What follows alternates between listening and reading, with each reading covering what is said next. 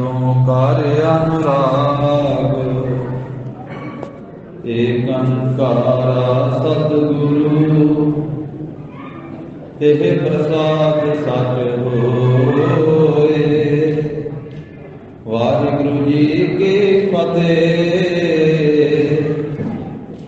विघ्न विनाशन सोए। वाहिगुरु जी की फतेह विघ्न विनाशन सोए।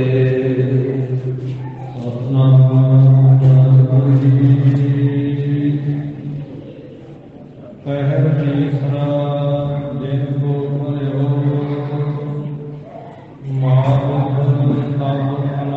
सत लयो। दूधे वाल ताल को नामू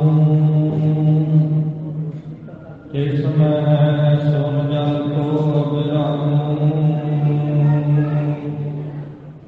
पहर तीसरा दिन को भयो। वाहिगुरु जी का खालसा वाहिगुरु जी की फतेह। दसां पातशाहियां दी जो तख्त चौर छत्र दे मालक धन श्री गुरु ग्रंथ साहिब जी महाराज सतगुरां दी अपरपार किरपा दा सदका जगत गुरु श्री गुरु नानक देव साहिब जी महाराज सतगुरां दे पावने अस्थान गुरुद्वारा श्री बेर साहिब जी विखे गुरु चरणां की हाजरी कर रही गुरु की साडी नवाजी हुई साध संगत जीओ। सतगुरां ने कृपा की है सत संगत का अमोल सुभागा समा बख्शिया है। जिंदगी का जीवन का ओही समा लेखे दे विच है जिस वेले गुरु जी के दीदार प्राप्त होण सत संगत दीयां घड़ियां प्राप्त होण। धन सो वेला जित दर्शन करना हाओ बलिहारी सतगुर चरना। धन सो वेला घड़ी धन धन मूर्त पद सार। धन सो दिन संजोगड़ा जित डिठा गुर दरसार। जिस वेले गुरु जी के दीदार प्राप्त होण वो समा धनता के योग है भागां वाला है। जगत गुरु जी के पावने स्थान से कलगीधर पातशाह अमृत के दाते पंथ के वाली श्री गुरु गोबिंद सिंह महाराज साहब जी का पावन इतिहास लड़ीवार गाथा चल रही है। जिवें सतगुरु जी मालवे नगर दे विच मालवे इलाके दे विच विचरदे होइआं वख-वख नगरां दे विच सतगुरु जी भगता भाई का उथों अगे गरीब नवाज साहब जी सो अनेकां जिहड़े पिंड हैं उन्हां विच महाराज साहब जी गए। बहबल पिंड शिवरामी नाम का नगर है। सतगुरु साहब जी उत्थे पहुंचे हैं और सवेर तो लैके दिन का तीसरा पहर हो चुका है। शिवरामी नगर दे विच जिस वेले महाराज साहब जी पहुंचे हैं उत्थे पड़ाव कीता है। इत्थों तक साध संगत जी पिछले आप जी ने पावन इतिहास की कथा श्रवण की है। इत्थे सतगुरु जी की कौतुक वरताउंदे हन और इहदे तो अगे होर नगरां की कथा लड़ीवार आ रही है। ਇਹ ਮਾਲਵੇ ਦੇ ਇਲਾਕੇ ਦੇ ਵੱਖ-ਵੱਖ ਪਿੰਡ ਹਨ। ਸ੍ਰੀ ਗੁਰੂ ਗੋਬਿੰਦ ਸਿੰਘ ਸਾਹਿਬ ਜੀ ਮਹਾਰਾਜ ਬਖਸ਼ਿਸ਼ ਕਰ ਰਹੇ ਹਨ। ਸ਼ਰਧਾ ਭਾਵਨਾ ਸਹਿਤ ਗੁਰੂ ਜੀ ਦਾ ਧਿਆਨ ਧਰਦਿਆਂ ਹੋਇਆਂ ਸਰਵਣ ਕਰੀਏ, ਉਚਾਰਨ ਕਰੋ ਜੀ। ਸਤਿਨਾਮ ਸ੍ਰੀ ਵਾਹਿਗੁਰੂ ਸਾਹਿਬ ਜੀ। ਵਾਹਿਗੁਰੂ ਜੀ ਪਹਿਰ ਤੀਸਰਾ ਦਿਨ ਕੋ ਭਇਓ। ਸਿਉਰਾਮੀ ਨਾਮ ਦੇ ਨਗਰ ਦੇ ਵਿੱਚ ਸਤਿਗੁਰੂ ਜੀ ਦਾ ਪੜਾਅ ਹੋਇਆ ਹੈ ਤੇ ਦਿਨ ਦਾ ਤੀਸਰਾ ਪਹਿਰ ਹੋ ਗਿਆ ਹੈ। ਗਰੀਬ ਨਿਵਾਜ ਸਾਹਿਬ ਜੀ ਦੇ ਪਿਆਰ ਵਾਲੇ ਸਿੰਘਾਂ ਨੇ ਜਲ ਪਾਣੀ ਤਿਆਰ ਕੀਤਾ ਹੈ। ਸਤਿਗੁਰੂ ਸਾਹਿਬ ਜੀ ਨੇ ਇਹ ਜਲ ਪਾਣੀ ਦੁੱਧ ਸਮੁੰਦਰ ਛਕ ਲੈਣਾ ਕੀਤਾ ਹੈ। ਔਰ ਇਸੇ ਹੀ ਥਾਂ ਤੇ ਇੱਕ ਤਾਲ ਸੀ। ਤਾਲ ਉਹਨੂੰ ਕਹਿੰਦੇ ਜਿੱਥੇ ਜਲ ਭਰਿਆ ਹੋਵੇ। ਉਹ ਤਾਲ ਦਾ ਨਾਮ ਦੋਦੇਵਾਲ ਦਾ ਤਾਲ ਹੈ ਸੀ। ਤੇ ਸਤਿਗੁਰੂ ਜੀ ਨੇ ਸੁਣਿਆ ਹੈ ਕਿ ਉਸ ਤਾਲ ਦੇ ਵਿੱਚ ਸੁੰਦਰ ਜਲ ਹੈ, ਉੱਥੇ ਜਲ ਇਕੱਠਾ ਹੈ।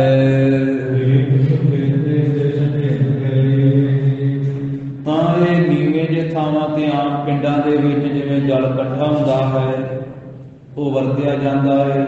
ਜਲ ਨਗਰ ਦੇ ਲੋਕ ਪਿਛਲੇ ਸਮੇਂ ਇਸੇ ਤਰ੍ਹਾਂ ਉਹਦੀ ਵਰਤੋਂ ਕਰਿਆ ਕਰਦੇ ਸਨ, ਆਪਣੇ ਵਾਸਤੇ ਵੀ, ਸਰੀਰਕ ਕਿਰਿਆ ਵਾਸਤੇ ਤੇ ਜਾਂ ਪਸ਼ੂਆਂ ਦੇ ਪਿਆਉਣ ਵਾਸਤੇ। ਉਹ ਕੱਚੇ ਥਾਂ ਦੇ ਉੱਤੇ, ਨੀਵੇਂ ਥਾਂ ਤੇ ਜਿਵੇਂ ਢਾਬਾਂ ਜਾਂ ਤਾਲ ਉਹ ਭਰੇ ਹੁੰਦੇ ਸੀ ਜਲ ਦੇ। ਉੱਥੇ ਸਤਿਗੁਰੂ ਜੀ ਕੋਈ ਸਰੀਰਕ ਕਿਰਿਆ ਸੁਧਨ ਵਾਸਤੇ ਗਏ ਹਨ। ਉਹ ਸਰੀਰਕ ਕਿਰਿਆ ਸੁਧ ਕੇ ਸੋਚਾਚਾਰ ਕੀਤਾ ਹੈ। ਹੱਥ ਆਦਿ ਮਾਂਜਣੇ, ਫਿਰ ਇਸ਼ਨਾਨ ਦੀ ਕਿਰਿਆ ਕੀਤੀ ਹੈ, ਮਰਿਆਦਾ ਕੀਤੀ, ਇਸ਼ਨਾਨ ਕਰ ਲਿਆ ਹੈ। ਉਸ ਵੇਲੇ ਉਸ ਤਾਲ ਤੇ ਜਦੋਂ ਸਤਿਗੁਰੂ ਜੀ ਨੇ ਇਹ ਸਰੀਰਕ ਕਿਰਿਆ ਸੋਧੀ ਹੈ ਨਾ, ਫਿਰ ਇੱਕ ਸ਼ਹੀਦ ਜੋ ਮੁਸਲਮਾਨੀ ਮਤ ਦੇ ਵਿੱਚੋਂ ਸੀ, ਕਿਉਂਕਿ ਸਾਰੇ ਧਰਮਾਂ ਦੇ ਵਿੱਚ ਐਸੀਆਂ ਰੂਹਾਂ ਹੁੰਦੀਆਂ, ਇਹ ਇਸਲਾਮ ਦੇ ਨਾਲ ਸੰਬੰਧ ਰੱਖਣ ਵਾਲਾ ਇੱਕ ਸ਼ਹੀਦ ਉੱਥੇ ਆਇਆ ਹੈ।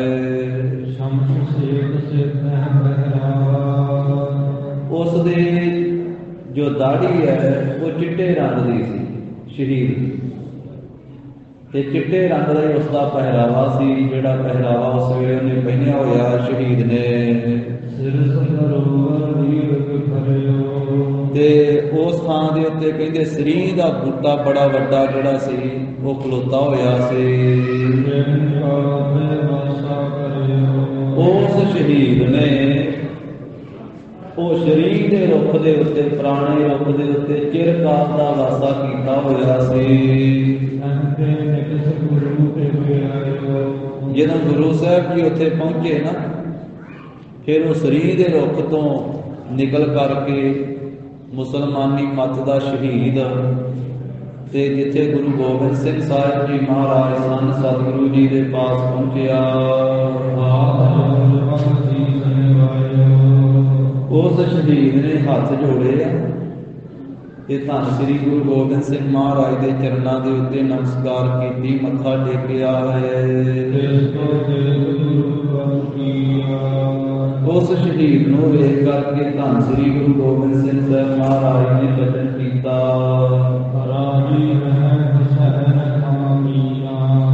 ਮਹਾਰਾਜ ਕਹਿੰਦੇ ਰਾਜੀ ਹੈ। ਸਤਿਗੁਰੂ ਕਹਿਣ ਲੱਗੇ ਰਾਜੀ ਹੈ। ਹੁਸੈਨ ਖਾਂ ਮੀਆਂ, ਉਹਦਾ ਨਾਮ ਸੀ ਹੁਸੈਨ ਖਾਂ। ਗਰੀਬ ਨਵਾਜ ਕਹਿਣ ਲੱਗੇ ਹੁਸੈਨ ਖਾਂ ਮੀਆਂ ਰਾਜੀ ਹੈ। ਹਾਂਜੀ, ਜਦੋਂ ਸਤਿਗੁਰੂ ਜੀ ਤੋਂ ਆਪਣਾ ਨਾਮ ਸੁਣਿਆ ਨਾ ਉਹ ਸ਼ਹੀਦ ਨੇ, ਤੇ ਮਨ ਦੇ ਵਿੱਚ ਬਹੁਤ ਵੱਡਾ ਆਨੰਦ ਧਾਰਨ ਕੀਤਾ। ਜਦੋਂ ਸਤਿਗੁਰੂ ਜੀ ਨੇ ਆਖਿਆ ਹੁਸੈਨ ਖਾਂ ਮੀਆਂ ਰਾਜੀ ਹੈ, ਵੀ ਰਾਜੀ ਖੁਸ਼ੀ ਹੈ। ਸਭ ਤੋਂ ਪਹਿਲਾਂ ਇਹ ਕੁਝ ਖੁਸ਼ੀ ਦਾ ਹੈ ਜਦੋਂ ਕਿਸੇ ਨਾਲ ਮੇਲ ਮਿਲਾਪ ਹੋਵੇ। भी तंदुरुस्त है, राजी खुशी है, की हाल चाल है। जे सतगुरु जी कहते भी हुसैन खां मियां राजी है, तो महाराज का वचन सुन के बहुत बड़ा उन्हें आनंद धारण किया अपने मन विच।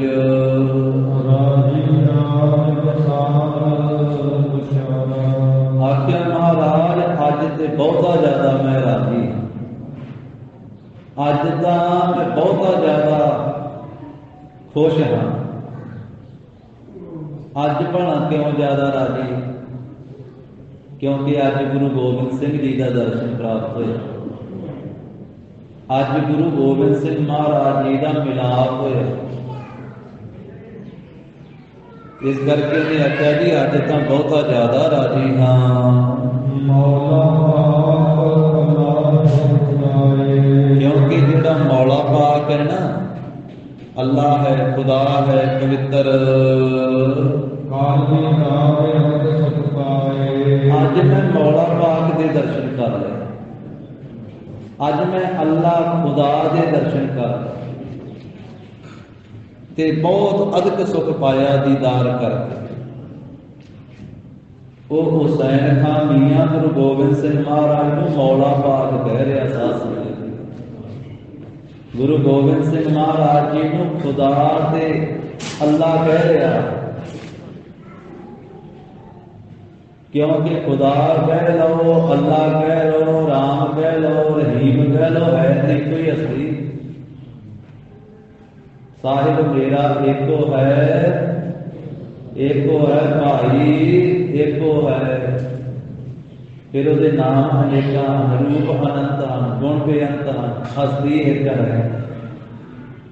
कोई बोले राम राम, कोई खुदाए, कोई सेवा गुसैया, कोई अल्लाह है। कारण करण करीम, कृपा धार रहीम, सब से कृपा करने वाला है ते एक ही। वख-वख भाषा विच उसके नाम वख-वख हैं। उस शहीद ने आख्या जी अज मैं अल्लाह पाक दे मौला दे दर्शन कर लए, बहुत वड्डा सुख पाया है। महाराज मैं आप जी का दर्शन बड़े लंबे समय तो चाहता रहा हाँ। आप जी का सोहना रूप मैं अज प्राप्त किया। अज आप जी के सोहने महाराज स्वरूप के दर्शन होए हैं।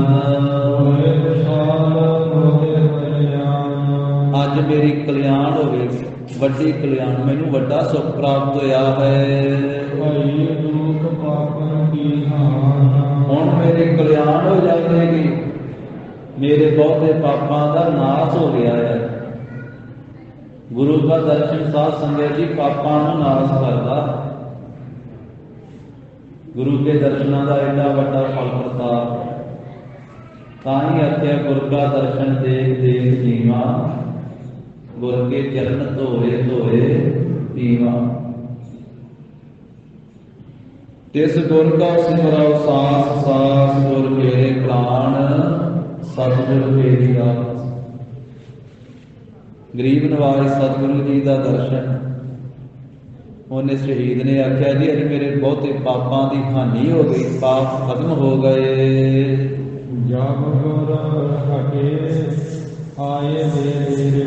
जो सतगुरु जी उस काल तो पिछां हटे या अपने डेरे वाल नूं आए,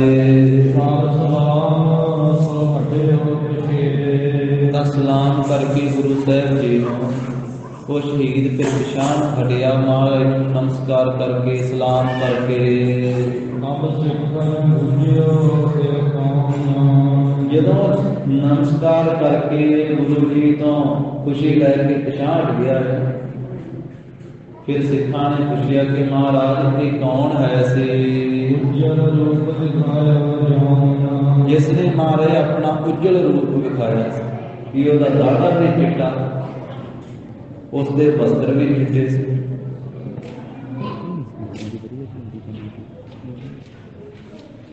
आख्या कि महाराज उज्जवल रूप वाला कौन है सी? ਜਦੋਂ ਆਪ ਜੀ ਨੂੰ ਇਸ ਨੇ ਸਲਾਮ ਕੀਤੀ ਹੈ, ਛਪਿਓ ਬਿਲੋਕਤ ਹਮਰੇ ਖਬਰ। ਮਹਾਰਾਜ ਸਾਡੇ ਵੇਖਦਿਆਂ ਵੀ ਇਤਨੇ ਹੀ ਛਪ ਗਿਆ, ਸਾਡੇ ਵੇਖਦਿਆਂ ਹੀ ਅੱਖਾਂ ਤੋਂ ਓਹਲੇ ਹੋ ਗਿਆ ਹੈ। ਸਤਿਗੁਰ ਕਰਿਓ ਨਾਮ ਧੰਦੀ। ਸਤਿਗੁਰੂ ਕਲਗੀਧਰ ਪਾਤਸ਼ਾਹ ਧੰਨ ਸ੍ਰੀ ਗੁਰੂ ਗੋਬਿੰਦ ਸਿੰਘ ਸਾਹਿਬ ਮਹਾਰਾਜ ਜੀ ਨੇ ਆਖਿਆ ਕਿ ਇਸ ਨੇ ਬਹੁਤ ਘਾਲ ਘਾਲੀ ਹੈ। ਕਿਸੂ ਕਰਮ ਮਨ ਭਇਓ ਨਿਸਾਨੀ। ਕਿਸੇ ਸਮੇਂ ਇਸ ਨੇ ਬਹੁਤ ਵੱਡੀ ਘਾਲ ਘਾਲੀ ਸੀ, ਪਰ ਕਿਸੇ ਕਰਮ ਕਰਕੇ ਇਸ ਨੂੰ ਇਹ ਜਿਹੜਾ ਵੱਡਾ ਫਲ ਪ੍ਰਾਪਤ ਹੋਇਆ। ਆਪ ਖੇਤ ਜਨਮੈ ਭਈ ਕਲਿਆਣ। ਕੋਈ ਇਹਦਾ ਕਰਮ ਐਸਾ ਸੀ ਜਿਸ ਕਰਕੇ ਇਹਦੀ ਕਲਿਆਣ ਨਾ ਹੋ ਸਕੀ। ਕੋਈ ਇਸ ਦਾ ਕਰਮ ਐਸਾ ਸੀ ਜਿਸ ਕਰਕੇ ਇਹਦੀ ਮੁਕਤੀ ਨਾ ਹੋ ਸਕੀ। ਇਸ ਕਰਕੇ ਹੁਣ ਇਹਨੇ ਸਾਡੇ ਦਰਸ਼ਨ ਪਾਏ ਆ ਤੇ ਇਹਦਾ ਫਲ ਇਹਨੂੰ ਵੱਡਾ ਪ੍ਰਾਪਤ ਹੋਵੇਗਾ। ਕੁਝ ਦਿਨਾਂ ਵਿੱਚ ਇਸ ਦੀ ਕਲਿਆਣ ਹੋ ਜਾਵੇਗੀ। ਚਾਹੇ ਕਿਸਤ ਸੁਖ ਪਾਏ ਮਹਾਨ। ਇਹ ਕਿਸਤ ਨੂੰ ਚਲੇ ਜਾਵੇਗਾ, ਬਹੁਤ ਵੱਡਾ ਸੁਖ ਪਾਵੇਗਾ। ਤਬ ਬ੍ਰਾਹਮਣ ਕੇ ਨਾਰ ਜਾਣੇ ਆਏ। ਉਸ ਵੇਲੇ ਬਹੁਤ ਨਗਰਾਂ ਦੇ ਬਹੁਤੇ ਆਦਮੀ ਆ ਗਏ। ਕੁਛ ਕਰਸ ਭੇਟੇ ਆਦਿ ਕੰਡਿਆਏ। ਕੁਝ ਕੁ ਰਸਤਾਂ ਘਿਓ ਆਦਿਕ ਲੈ ਕਰਕੇ ਆਏ। ਵੱਖ ਵੱਖ ਪਿੰਡਾਂ ਦੀਆਂ ਸੰਗਤਾਂ ਆਈਆਂ ਗੁਰੂ ਗੋਬਿੰਦ ਸਿੰਘ ਮਹਾਰਾਜ ਦੇ ਦੀਦਾਰ ਕਰਨ ਵਾਸਤੇ। ਬੰਦਨ ਕਰ ਗੁਰ ਕੇ ਢੀਕ ਜੈਸੇ। ਇਹ ਨਮਸਕਾਰ ਕਰਕੇ ਗੁਰੂ ਸਾਹਿਬ ਜੀ ਦੇ ਪਾਸ ਉਸ ਵੇਲੇ ਬੈਠੇ ਹਨ। ਸਤਿਗੁਰੂ ਧੰਨ ਸ੍ਰੀ ਗੁਰੂ ਨਾਨਕ ਦੇਵ ਸਾਹਿਬ ਮਹਾਰਾਜ ਜੀ ਨੇ ਪਾਵਨ ਪਵਿੱਤਰ ਸਥਾਨ ਗੁਰਦੁਆਰਾ ਸ੍ਰੀ ਬੇਰ ਸਾਹਿਬ ਜੀ ਵਿਖੇ ਬਹੁਤ ਹੀ ਸਤਿਕਾਰਯੋਗ ਸੱਚਖੰਡ ਸ੍ਰੀ ਹਰਿਮੰਦਰ ਸਾਹਿਬ ਜੀ ਦੇ ਹਜ਼ੂਰੀ ਅਰਦਾਸੀਏ ਗੁਰਮੁਖ ਪਿਆਰੇ ਸਿੰਘ ਸਾਹਿਬਾਨ ਗੁਰੂ ਕੇ ਚਰਨਾਂ ਦੇ ਵਿੱਚ ਗੁਰੂ ਦਰਬਾਰ ਵਿੱਚ ਪਹੁੰਚੇ ਹਨ। ਜੀਓ ਆਇਆ ਗਰੀਬ ਨਵਾਜ ਗੁਰੂ ਨਾਨਕ ਦੇਵ ਸਾਹਿਬ ਮਹਾਰਾਜ ਕਿਰਪਾ ਕਰਨ, ਆਪਣਾ ਦਰੋਂ ਕਰੋ ਖੁਸ਼ੀਆਂ ਚੜ੍ਹਦੀ ਕਲਾ ਦੀ ਦਾਤ ਬਖਸ਼ਿਸ਼ ਕਰਨ, ਮਿਹਰ ਫਰਿਆਦਤ ਰੱਖਣ। ਪ੍ਰੇਮ ਸਹਿਤ ਉਚਾਰਨ ਕਰੋ ਜੀ। ਸਤਿਨਾਮ ਸ੍ਰੀ ਵਾਹਿਗੁਰੂ ਸਾਹਿਬ ਜੀ। ਬੰਦਨ ਕਰ ਗੁਰ ਕੇ ਢੀਕ ਜੈਸੇ। ਜਿਨ੍ਹਾਂ ਵੱਖ ਵੱਖ ਨਗਰਾਂ ਦੇ ਵਿੱਚੋਂ ਸੰਗਤਾਂ ਆਈਆਂ, ਉਹ ਸਮੂਹ ਸੰਗਤਾਂ ਨੇ ਗੁਰੂ ਕਲਗੀਧਰ ਪਾਤਸ਼ਾਹ ਗਰੀਬ ਨਵਾਜ ਸਾਹਿਬ ਜੀ ਨੂੰ ਨਮਸਕਾਰ ਕੀਤੀ ਹੈ। ਤੇ ਸਾਰੀਆਂ ਹੀ ਸੰਗਤਾਂ ਰਸਤਾ ਲੈ ਕੇ ਆਈਆਂ। ਕੋਈ ਘਿਓ ਲੈ ਕੇ ਆਇਆ ਹੈ, ਕੋਈ ਦੁੱਧ ਲੈ ਕੇ ਆਇਆ ਹੈ, ਕੋਈ ਆਟਾ ਲੈ ਕੇ ਆਇਆ ਹੈ, ਕੋਈ ਹੋਰ ਸਬਜ਼ੀ ਭਾਜੀ ਲੈ ਕੇ ਆਇਆ ਹੈ। ਜੈਸੀ ਕਿਸੇ ਦੀ ਸ਼ਕਤੀ ਸੀ, ਸਮਰੱਥਾ ਸੀ, ਉਹ ਆਪੋ ਆਪਣੀ ਸ਼ਕਤੀ ਸਮਰੱਥਾ ਦੇ ਨਾਲ ਗੁਰੂ ਕਲਗੀਧਰ ਪਾਤਸ਼ਾਹ ਜੀ ਦੇ ਸਿੰਘਾਂ ਦੀ ਸੇਵਾ ਵਾਸਤੇ ਮਹਾਰਾਜ ਸਾਹਿਬ ਜੀ ਦੇ ਚਰਨਾਂ ਦੇ ਵਿੱਚ ਹਾਜ਼ਰ ਹੋਏ ਤੇ ਨਮਸਕਾਰਾਂ ਕਰ ਕਰਕੇ ਸਾਰੇ ਹੀ ਬੈਠ ਗਏ। ਕਾਲ ਕੋ ਜੋਰ ਨਹੀਂ ਬਚ ਐਸੇ। ਔਰ ਹੱਥ ਜੋੜ ਕੇ ਸਾਰੇ ਨਗਰ ਨਿਵਾਸੀਆਂ ਨੇ ਮਹਾਰਾਜ ਸਾਹਿਬ ਜੀ ਨੂੰ ਬੇਨਤੀ ਕੀਤੀ ਹੈ।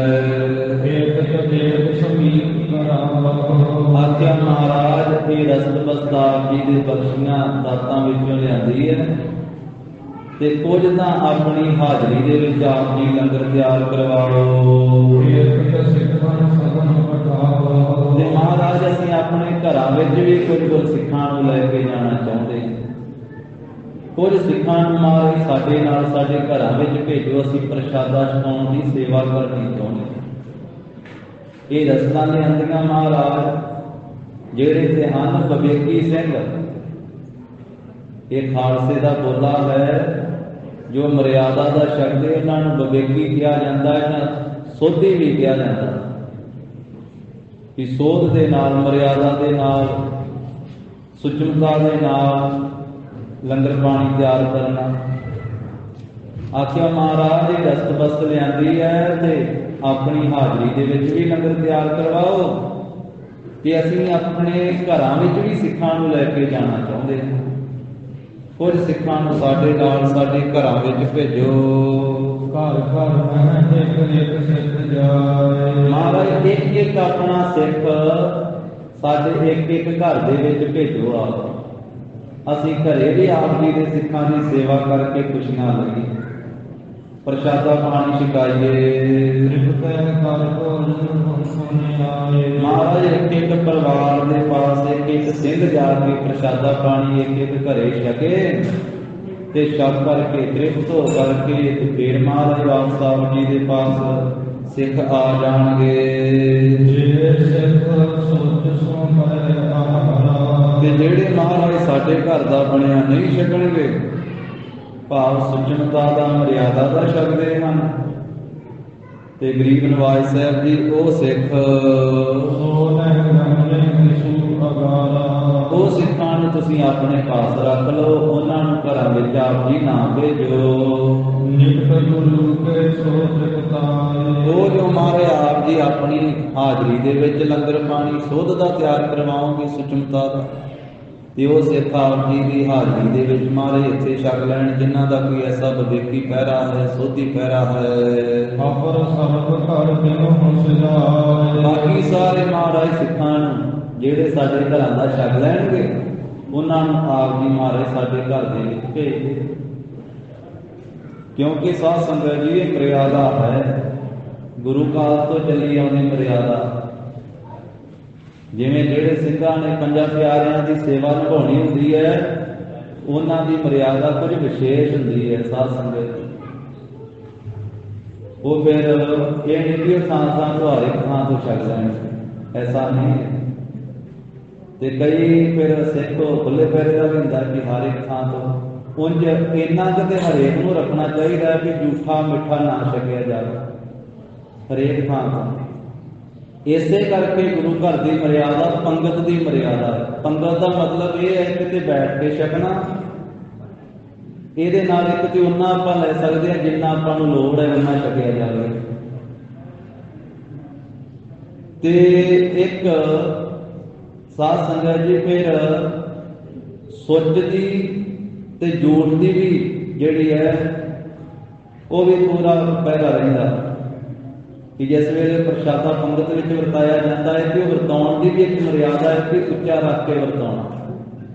ਜੇ ਪ੍ਰਸ਼ਾਦਾ ਹੀ ਹੈ ਤੇ ਹੱਥ ਨਾਲ ਹੱਥ ਨਹੀਂ ਲੱਗਣ ਦੇਣਾ, ਕੜਛੀ ਨਹੀਂ ਲੱਗਣ ਦੇਣੀ ਵਰਤਾਉਣ ਲੱਗੇ। ਸਬਜ਼ੀ ਭਾਜੀ ਵਰਤਾਉਣੀ ਹੈ ਤੇ ਜਿਹੜੇ ਪੰਗਤ ਲਾ ਕੇ ਬੈਠੀ ਹੈ ਸੰਗਤ ਦੇ, ਉਹ ਨਾਲ ਨਹੀਂ ਲੱਗਣ ਦੇਣਾ ਕੋਈ ਬਰਤਨ ਦੇ। ਇਹ ਮਰਿਆਦਾ ਹੈ ਗੁਰੂ ਘਰ ਦੀ। ਇਹ ਵਹਿਮ ਤੇ ਭਰਮ ਨਹੀਂ ਹੈ, ਇਹ ਪਖੰਡ ਨਹੀਂ ਹੈ, ਇਹ ਕਰਮਕਾਂਡ ਨਹੀਂ ਹੈ। ਇਹ ਗੁਰੂ ਸਾਹਿਬ ਜੀ ਨੇ ਜੋ ਸੱਚ ਤੇ ਸੁੱਚ ਬਖਸ਼ਿਸ਼ ਕੀਤੀ ਹੈ ਉਹ ਹੈ ਸਾਧ ਸੰਗਤ। ਤਨ ਦੀ ਵੀ ਸੁਚਮਤਾ ਮਹਾਰਾਜ ਨੇ ਬਖਸ਼ੀ ਹੈ ਤੇ ਮਨ ਦੀ ਵੀ ਬਖਸ਼ਿਸ਼ ਕੀਤੀ ਹੈ। ਇਸ ਕਰਕੇ ਜਿਹੜਾ ਹੁਣ ਦਾ ਪ੍ਰੋਗਰਾਮ ਚੱਲਦਾ ਹੈ ਨਾ, ਆਮ ਕਰਕੇ ਸਾਡੇ ਘਰਾਂ ਦੇ ਵਿੱਚ, ਉੱਥੇ ਉਹ ਪੰਗਤ ਦੀ ਮਰਿਆਦਾ ਜਿਹੜੀ ਕੋਈ ਨਹੀਂ ਰਹਿੰਦੀ ਹੈ। ਜਦੋਂ ਇੱਕੇ ਥਾਂ ਤੇ ਸਾਰਾ ਕੁਝ ਰੱਖ ਦਿੱਤਾ ਜਾਂਦਾ ਹੈ ਨਾ ਕਿ ਆਪੇ ਹੀ ਪਾ ਪਾ ਕੇ ਛਕੀ ਜਾਓ ਜੀ, ਉਹ ਆਪੇ ਪਾ ਪਾ ਕੇ ਛਕਣ ਨਾਲ ਉੱਥੇ ਹੀ ਅੰਮ੍ਰਿਤ ਧਾਰੀ ਤੇ ਉੱਥੇ ਹੀ ਬੇਅਮ੍ਰਿਤੀਆ, ਉੱਥੇ ਹੀ ਅੰਮ੍ਰਿਤ ਧਾਰੀ ਤੇ ਉੱਥੇ ਹੀ ਸ਼ਰਾਬ ਪੀਣ ਵਾਲਾ, ਉੱਥੇ ਹੀ ਹੋਰ ਕੁਝ ਹੱਥ ਤੇ ਮਲ ਕੇ ਖਾਣ ਵਾਲਾ ਵੀ ਵਿੱਚ ਹੀ ਹੋ ਸਕਦਾ ਵਿਆਹ ਦੇ ਵਿੱਚ ਆਇਆ। ਆਪੇ ਹੀ ਪਾਓ ਤੇ ਆਪੇ ਹੀ ਖਾਓ, ਸਾਰੇ ਹੀ ਹੱਥ ਲਾਓ, ਉਹ ਮਰਿਆਦਾ ਨਹੀਂ ਹੈ ਫਿਰ ਕੋਈ। ਤੇ ਅੱਜ ਕੱਲ੍ਹ ਦਾ ਸਮਾਂ ਇਸ ਤਰ੍ਹਾਂ ਦਾ ਜੇ ਉਸ ਮੌਕੇ ਤੇ ਕੋਈ ਆਪੇ ਤੇ ਸਾਰਾ ਗੁੱਸਾ ਕਰਨਗੇ। ਤੇ ਹੈ ਅੱਜ ਕੱਲ੍ਹ ਦੇ ਅਸੀਂ ਸਿੱਖ ਜਿਵੇਂ ਸਭ ਕੁਝ ਰੈਡੀਮੇਡ ਜਿਹਾ ਕਹਿੰਦੇ ਨਾ ਬਣ ਗਿਆ, ਤੇ ਸਿੱਖ ਵੀ ਅੱਜ ਕੱਲ੍ਹ ਦਾ ਉਸ ਤਰ੍ਹਾਂ ਦਾ ਹੀ ਬਣੀ ਜਾਂਦਾ ਵੀ ਬਣਿਆ ਬਣਾਈ ਸਿੱਖੀ, ਬਣੀ ਬਣਾਈ ਸਿੱਖੀ। ਸਿੱਖੀ ਤਾਂ ਕਿਸੇ ਮਰਿਆਦਾ ਦਾ ਨਾਮ ਹੈ, ਕਿਸੇ ਅਸੂਲਾਂ ਦਾ ਨਾਮ ਹੈ। ਇਸ ਕਰਕੇ ਮਰਿਆਦਾ ਦਿੱਤੀ ਗੁਰੂ ਸਾਹਿਬ ਜੀ ਨੇ। ਮਹਾਰਾਜ ਸਾਹਿਬ ਜੀ ਦੀ ਮਰਿਆਦਾ ਕੜਾ ਪ੍ਰਸ਼ਾਦ ਦੀ ਦੇਗ ਸਿੰਘ ਤਿਆਰ ਕਰਦੇ, ਮੁੱਖ ਤੇ ਹਜ਼ੂਰੀਆ ਵੀ ਲੈਂਦੇ ਵਰਤਾਉਣ ਲੱਗਿਆ। ਤੇ ਉਸ ਮੌਕੇ ਦੇ ਉੱਤੇ ਕਈ ਵਾਰੀ ਕਹਿੰਦੇ ਸਨ ਸੰਸਾਰ ਦੇ ਲੋਕ ਵੀ ਇਹ ਤਾਂ ਜੀ ਕਰਮ ਕਾਂਡ ਹੈ। ਅੱਜ ਜਿਸ ਵੇਲੇ ਡਾਕਟਰਾਂ ਨੇ ਆਖਿਆ ਨਾ ਮੂੰਹ ਬੰਨ ਕੇ ਰੱਖੋ ਕਰੋਨਾ ਹੋ ਜਾਵੇਗਾ ਦੂਜੇ ਦੀ ਵਾੜ ਪੈ ਕੇ, फिर सारिਆਂ ने मूँह बन ले, फिर नहीं कर्म कांड। वो गुरु गोबिंद सिंह महाराज साहब सच्चे पातशाह जी ने तो किन्ने 100 साल पहला दस दिता भी इस मर्यादा च रहोगे तो बीमारियां तो बचे रहोगे। सुचमता बीमारियां तो भी बचाउंदी है सानू। बहुतियां बीमारियां झूठ नाल लगदियां, एक दूजे की सिरिंज जे इंजैक्शन लाउण लगा, टीका लाउण लगा डॉक्टर, वो सिरिंज ना सूई ना बदले। आ पिछले समय च पिंडां दे विच तां गर्म कर करके लाउंदे भी, एक नूं लाया तो फिर पानी गर्म करके उह च पा के ला दो। अजकल दा है कि जिहड़ी एक बारी वरती दूजी वारी ना वरती जाए, नवीं वरती जाए। जे ओहो ही लाई जाए सारिਆਂ ਨੂੰ ते पहले की बीमारी दूजे नूं लग सकदी है। ये जिहड़ी महाराज ने मर्यादा दित्ती है सुचमता की, ये तो असीं बीमारियां तो भी बचते हैं साध संगत। ते कुछ आम सानू सारिया सिखां नूं मर्यादा ते रखनी चाहिए है। सुचमता की मर्यादा, झूठ तो बचना चाहिए है, पर कुछ सिखां की विशेष मर्यादा है गुरु घर दे विच आदिकाल तो चली होई। पंजां प्यारियां की सेवा च लगन वाले ये थोड़ा भ्यारक थां ते दुकान ते खलो के गोल गप्पे खा लैणगे, ऐसा नहीं।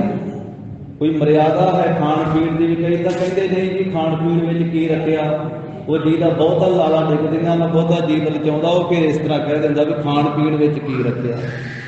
पर गुरु गोबिंद सिंह महाराज साहब जी ने मर्यादा दी है। इत्थे बचन आया, सिखां ने बेनती की कि महाराज जेड़े तो हैं ऐसे भी बाहर का नहीं खाण वाले, तो उन्होंने अपनी हाजरी दे विच, जो आप जी की हाजरी दे विच महाराज जो लंगर तैयार होना वो छक लैण, ते बाकी जेड़े साडे घरां विच जाके छक सकदे उन्होंने किरपा करके साडे घरां विच भेजो। ते साडी भावना असीं एक एक सिख नूं प्रशादा छकाउणा चाहुंदे हां। आपर सर्व घर तिन हुण सिधाए, बाकी सारे महाराज साडे घरां दे विच सिख जाण। एक एक सिख एक एक घर गयो, फिर एक एक सिख एक एक प्रेमी नगर वालियां दे घर विच गया। जाए सकल भोजन तन गयो, सारे गुरसिखां ने वख वख घरां दे विच जाके भोजन छकना कीता। एक धन ते दरदरी महान, उस नगर दे विच एक घर विच बहुती ज्यादा गरीबी सी। घर दे विच कदी रोटी पकदी सी, कदी नहीं पकदी सी। इन्ना गरीब सिख से करन आहार सो कहे पए कहां, कहते कि उस घर दे विच सिख नूं ने प्रशादा कित्थों छकाउणा सी जिहदे अपने छकण वास्ते नहीं सी। कयो शरीकन जित कित लियावो, बाकी जेड़े शरीका भाईचारा सी ना आंढी गुआंढी, उन्होंने उसनों भी कह दिता कि तू भी एक सिख नूं लिया, तू भी एक सिख की सेवा कर ला।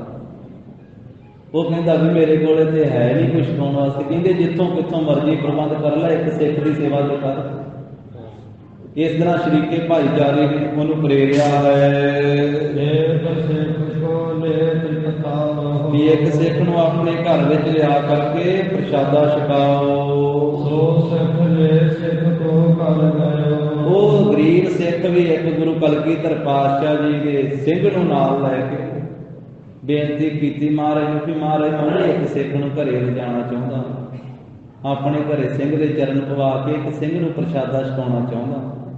ते बेनती करके एक सिख नूं नाल लै गया ते अपने घर के भांडे ला ला के थले रखे कि किसी चो कुछ लभ जाए, सारे खाली, किसी भांडे में कुछ नहीं सी। भांडे उत्तों ला ला के हेठां रखे हन। कहते फिर एक खेस सी घर दे विच जिहड़ा वस्त्र सन, उन्हां तो एक खेस इन्हें उपरों उतारिया है। वो जमीन के उत्ते विछा दिता है खेस, ते बहुत भावना हिरदे जिस सिख दे प्रेम बहुत है।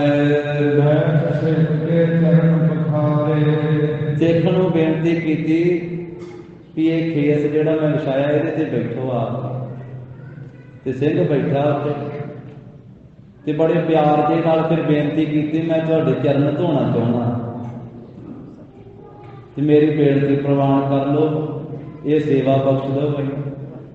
ਸਿੰਘ ਨੇ ਫਿਰ ਪ੍ਰੇਮ ਵੇਖ ਕਰਕੇ ਸੇਵਾ ਦੇ ਦਿੱਤੀ। ਪ੍ਰੇਮ ਦੇ ਅੱਗੇ ਫਿਰ ਛੱਡਣਾ ਪੈਂਦਾ ਸਭ ਕੁਝ। ਪ੍ਰੇਮ ਦੀ ਬੇਨਤੀ ਮੰਨੀ ਤੇ ਉਹ ਸਿੰਘ ਨੇ ਫਿਰ ਬੜੇ ਪਿਆਰ ਦੇ ਨਾਲ ਸਿੰਘ ਦੇ ਚਰਨ ਧੋਤੇ, ਜਲ ਲੈ ਕਰਕੇ ਤੇ ਚਰਨ ਧੋਣ ਦੀ ਸੇਵਾ ਕੀਤੀ। ਤੇ ਜਦੋਂ ਸਾਰੇ ਭਾਂਡੇ ਦੇਖੇ ਨਾ ਚੁੱਕ ਚੁੱਕ ਕੇ, ਤੇ ਇੱਕ ਬਰਤਨ ਦੇ ਵਿੱਚ ਸੁੱਕੇ ਹੋਏ ਪੀਲੂ ਸਨ ਕਈਆਂ ਦਿਨਾਂ। ਉਹ ਸੁੱਕੇ ਹੋਏ ਜਿਹੜੇ ਪੀਲੂ ਸੀ ਉਹ ਬਰਤਨ ਚੁੱਕ ਕੇ ਲਿਆਂਦਾ ਹੈ। ਤੇ ਜਲ ਰੱਖ ਲਿਆ ਆਪਣੇ ਪਾਸ ਇੱਕ ਬਰਤਨ ਵਿੱਚ ਪਾ ਕੇ। ਉਹ ਸੁੱਕੇ ਹੋਏ ਪੀਲੂ ਜਿਹੜੇ ਨਾ ਉਹ ਪਾਣੀ ਦੇ ਵਿੱਚ ਪਾ ਕਰਕੇ ਭਿਉਂ ਕੇ ਤੇ ਉਹਨਾਂ ਨੂੰ ਗਿੱਲੇ ਕੀਤਾ ਹੈ। ਤੇ ਗੁਰੂ ਕੇ ਸਿੱਖ ਨੇ ਫਿਰ ਉਸ ਸਿੱਖ ਦੇ ਅੱਗੇ ਰੱਖੇ। ਨੀਰ ਭਿਗੋਏ ਨਰਮ ਬਹੁ ਕਰੇ, ਪਾਣੀ ਨਾਲ ਭਿਉਂ ਕੇ ਫਿਰ ਉਹਨਾਂ ਨੂੰ ਸੁੱਕੇ ਹੋਇਆਂ ਨੂੰ ਨਰਮ ਕਰ ਲਿਆ, ਫਿਰ ਪੋਲੇ ਜਿਹੇ ਹੋ ਗਏ ਗਿੱਲੇ ਹੋਣ ਕਰਕੇ। ਤੇ ਸਿੱਖ ਨੇ ਫਿਰ ਇਸ ਸਿੱਖ ਦੇ ਅੱਗੇ ਰੱਖੇ। ਜਿਸ ਗੁਰੂ ਕੇ ਸਿੱਖ ਨੇ, ਗੁਰੂ ਕੇ ਸਿੰਘ ਨੇ ਉਹ ਪੀਲੂ ਫਿਰ ਛਕ ਲਿਆ। ਪੀਲੂ ਛਕ ਕਰਕੇ ਤੇ ਜਲ ਪੀ ਲਿਆ ਇੱਕ ਬਾਟਾ ਭਰ ਕੇ। ਉਹ ਸੁੱਕੇ ਦੇ ਪੀਲੂ ਉਹਨੇ ਗਿੱਲੇ ਗਿੱਲੇ ਕਰਕੇ ਬੜੇ ਪਿਆਰ ਨਾਲ ਦਿੱਤੇ ਤੇ ਸਿੰਘ ਛਕੀ ਗਿਆ।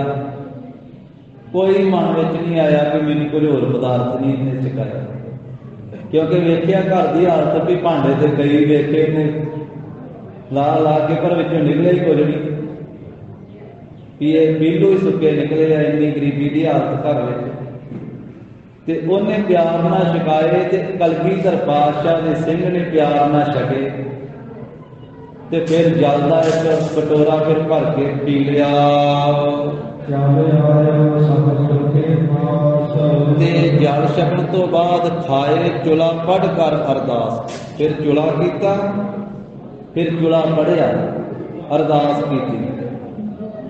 ਚੁਲਾ ਪੜ੍ਹਨ ਤੋਂ ਭਾਵ ਇਹ ਹੈ ਸਾਧ ਸੰਗਤ ਜੀ, ਸਿੰਘ ਜਦੋਂ ਪ੍ਰਸ਼ਾਦਾ ਪਾਣੀ ਛਕ ਲੈਂਦਾ, ਜਲ ਪਾਣੀ ਛਕ ਲੈਂਦਾ, ਫਿਰ ਮਹਾਰਾਜ ਦਾ ਸ਼ੁਕਰਾਨਾ ਕਰਦਾ।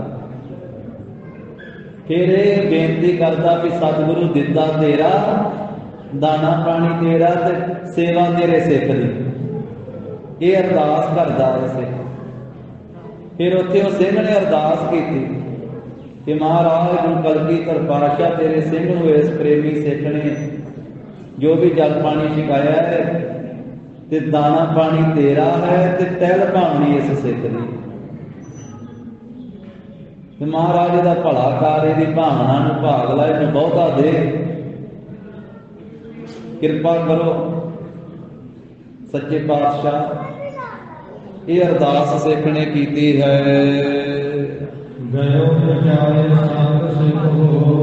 ਤੇ ਉਹ ਫਿਰ ਸਿੱਖ ਨਾਲ ਚੱਲ ਕੇ ਛੱਡਣ ਵੀ ਆਇਆ। ਤੇ ਜਦੋਂ ਮਹਾਰਾਜ ਦੇ ਪਾਸ ਪਹੁੰਚ ਗਿਆ ਨਾ ਇਹ ਸਿੰਘ, ਤੇ ਗੁਰੂ ਸਾਹਿਬ ਜੀ ਦੇ ਉਸ ਸਿੰਘ ਨੂੰ ਇੱਥੋਂ ਤੱਕ ਪਹੁੰਚਾ ਕਰਕੇ ਕਲਗੀਧਰ ਪਾਤਸ਼ਾਹ ਦੇ ਸਿੱਖ ਨੇ ਉਹ ਜਲ ਪਾਣੀ ਛਕਾਉਣ ਵਾਲੇ, ਪੀਲੂ ਛਕਾਉਣ ਵਾਲੇ ਸਿੱਖ ਨੂੰ ਫਿਰ ਹਟਾ ਦਿੱਤਾ ਕਿ ਸਿੱਖਾਂ ਨੂੰ ਤੂੰ ਚਲੇ ਜਾ ਵਾਪਸ ਆਪਣੇ ਘਰੇ। ਬਾਕੀ ਜਿੰਨੇ ਹੋਰ ਸਿੰਘ ਗਏ ਸੀ ਵੱਖ-ਵੱਖ ਘਰਾਂ ਦੇ ਵਿੱਚ, ਉਹ ਵੀ ਸਾਰੇ ਛਕ ਕੇ ਪ੍ਰਸ਼ਾਦਾ ਪਾਣੀ ਜਦੋਂ ਮਹਾਰਾਜ ਦੇ ਪਾਸ ਸਾਰੇ ਆ ਪਹੁੰਚੇ। ਵੱਡੇ ਗੁਣਾਂ ਵਾਲੇ, ਗੁਣਾਂ ਦੇ ਸਾਗਰ ਗੁਰੂ ਗੋਬਿੰਦ ਸਿੰਘ ਮਹਾਰਾਜ ਨੇ ਫਿਰ ਸਾਰੇ ਸਿੰਘਾਂ ਨੂੰ ਪੁੱਛਣਾ ਕੀਤਾ। ਮਹਾਰਾਜ ਕੱਲੇ ਕੱਲੇ ਨੂੰ ਕਹਿਣ ਲੱਗੇ ਕਿ ਸਿੰਘੋ ਜਿੰਨੇ ਗਏ ਸੀ ਕੱਲਾ ਕੱਲਾ ਦੱਸੋ ਕੀ ਛਕ ਕੇ ਆਏ। ਘਟ ਘਟ ਕੇ ਅੰਦਰ ਕੀ ਜਾਣਤ, ਭਲੇ ਬੁਰੇ ਕੀ ਪੀਰ ਪਛਾਣਤ। ਹੁਣ ਕੱਲੇ ਕੱਲੇ ਨੂੰ ਪੁੱਛਣ ਲੱਗੇ। ਮਹਾਰਾਜ ਕਹਿਣ ਲੱਗੇ ਦੱਸੋ ਸਿੰਘੋ ਕੀ ਛਕ ਕੇ ਆਏ ਜੇ ਘਰਾਂ ਵਿੱਚ ਗਏ ਸੀ ਸਿੱਖਾਂ ਦੇ। ਜੋ ਜੋ ਛਕਿਆ ਉਹ ਆਪਣਾ ਦੱਸੋ ਭਾਈ ਸਾਨੂੰ। ਕਿਸੇ ਨੇ ਆਖਿਆ ਮਹਾਰਾਜ ਮੈਂ ਤਾਂ ਪ੍ਰਸ਼ਾਦੇ ਛਕੇ ਅਤੇ ਨਾਲ ਲੱਸੀ ਵੀ ਪੀਤੀ। ਬੜਾ ਸੋਹਣਾ ਪਦਾਰਥ ਤਿਆਰ ਕੀਤਾ ਸੀ, ਪ੍ਰਸ਼ਾਦੇ ਬੜੇ ਪਿਆਰ ਨਾਲ ਛਕਾਏ ਮਹਾਰਾਜ। ਤੇ ਨਾਲ ਲੱਸੀ ਵੀ ਪਿਆਈ ਹੈ। ਕੋ ਬੋਲਿਓ ਖਿਚੜੀ ਦੰਦ ਪਾਛੀ। ਕਿਸੇ ਨੇ ਆਖਿਆ ਮਹਾਰਾਜ ਮੈਨੂੰ ਤੇ ਖਿਚੜੀ ਖਵਾਈ ਹੈ ਦਹੀਂ ਦੇ ਨਾਲ, ਬੜੀ ਸਵਾਦ ਲੱਗੀ, ਦਹੀਂ ਦੇ ਨਾਲ ਖਿਚੜੀ ਛਕ ਕੇ ਆਇਆ ਹਾਂ। ਕੋ ਪਾਇਸ ਕੋ ਕਹੇ ਕਹੇ ਪਈ। ਕੋਈ ਕਹਿਣ ਲੱਗਾ ਮਹਾਰਾਜ ਮੈਨੂੰ ਤਾਂ ਖੀਰ ਛਕਾਈ, ਕੋਈ ਕਹਿਣ ਲੱਗਾ ਮਹਾਰਾਜ ਮੈਨੂੰ ਤਾਂ ਦਹੀਂ ਛਕਾਇਆ ਹੈ। ਜਬ ਕੀ ਦੌੜ ਕਿਉਂ ਮਚ ਲਈ। ਕਿਸੇ ਨੇ ਆਖਿਆ ਮਹਾਰਾਜ ਮੈਨੂੰ ਤੇ ਪਰੌਂਠੇ ਛਕਾਏ ਘਿਓ ਨਾਲ ਤਲ ਕੇ। ਜਦ ਕਿ ਕਹਿੰਦੇ ਵੀ ਭਾਈ ਸਾਹਿਬ ਨੇ ਆਖਿਆ ਜਦ ਕਿ ਦੌੜ ਕਿਨਹੋਂ ਅਚ ਲਈ। ਜਦ ਕਿ ਦੌੜ ਵੀ ਇੱਕ ਪ੍ਰਸ਼ਾਦਾ ਥੱਲੇ ਤੇ ਵਿੱਚ ਘਿਓ ਰੱਖ ਕੇ ਉੱਤੇ ਫਿਰ ਪ੍ਰਸ਼ਾਦਾ, ਜਿਹੜਾ ਦੋਹਰੇ ਪ੍ਰਸ਼ਾਦੇ ਹੁੰਦੇ ਆ ਘਿਓ ਵਿੱਚ ਪਾ ਕੇ ਬਣਾਏ ਜਾਂਦੇ, ਸਿੱਧੇ ਕਹਿ ਲਈਏ ਪਰੌਂਠੇ। ਤੇ ਪਰੌਂਠੇ ਕਿਸੇ ਨੇ ਆਖਿਆ ਮਹਾਰਾਜ ਮੈਂ ਤਾਂ ਘਿਓ ਨਾਲ ਚੋਪੜਿਆ ਗਏ ਗੱਜ ਪਰੌਂਠੇ ਛਕ ਕੇ ਆਇਆ ਹਾਂ। ਇਸ ਤੋਂ ਬਾਅਦ ਬਾਕੀ ਸਿੰਘਾਂ ਨੇ ਵੀ ਸਾਰਿਆਂ ਨੇ ਦੱਸ ਦਿੱਤਾ।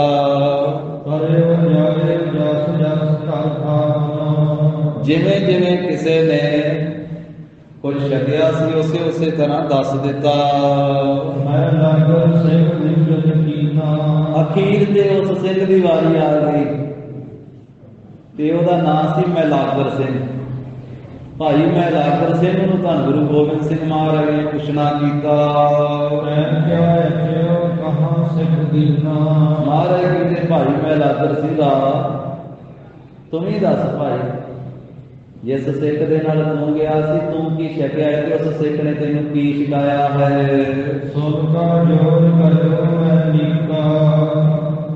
ਮਹਾਰਾਜ ਦਾ ਬਚਨ ਸੁਣ ਕੇ ਹੱਥ ਜੋੜ ਲਏ ਭਾਈ ਮੈਲਾਗਰ ਸਿੰਘ ਤੇ ਬੇਨਤੀ ਕੀਤੀ। ਕਹਿਣ ਲੱਗਾ ਮਹਾਰਾਜ ਮੈਂ ਤੇ ਬਹੁਤ ਹੀ ਸੋਹਣਾ ਪਦਾਰਥ ਛਕਿਆ ਹੈ। ਮਹਾਰਾਜ ਸਿੱਖ ਦਾ ਹਿਰਦੇ ਦਾ ਪ੍ਰੇਮ ਵੇਖ ਕਰਕੇ ਮੈਂ ਭੋਜਨ ਛਕਿਆ ਤੇ ਬਹੁਤ ਹੀ ਮਹਾਰਾਜ ਚੰਗਾ ਭੋਜਨ ਛਕਿਆ ਹੈ। ਜਿਸ ਤਰ੍ਹਾਂ ਦਾ ਮਹਾਰਾਜ ਮੈਂ ਅੱਜ ਪਦਾਰਥ ਛਕ ਕੇ ਆਇਆ ਸਾਰੀ ਉਮਰ ਚ ਨਹੀਂ ਮੈਂ ਖਾਧਾ। ਇੰਨੇ ਪਿਆਰ ਨਾਲ ਸਿੱਖ ਨੇ ਮਹਾਰਾਜ ਛਕਾਇਆ, ਜਿਹੋ ਜਿਹਾ ਪਦਾਰਥ ਮੈਂ ਛਕਿਆ ਸਾਰੀ ਉਮਰ ਮੈਂ ਅੱਜ ਤੱਕ ਛਕਿਆ ਹੀ ਨਹੀਂ ਹੈ। ਜਿਸ ਤਰ੍ਹਾਂ ਮਹਾਰਾਜ ਇਸ ਸਿੱਖ ਨੇ ਅੱਜ ਮੈਨੂੰ ਇਹ ਭੋਜਨ ਛਕਾਇਆ ਹੈ।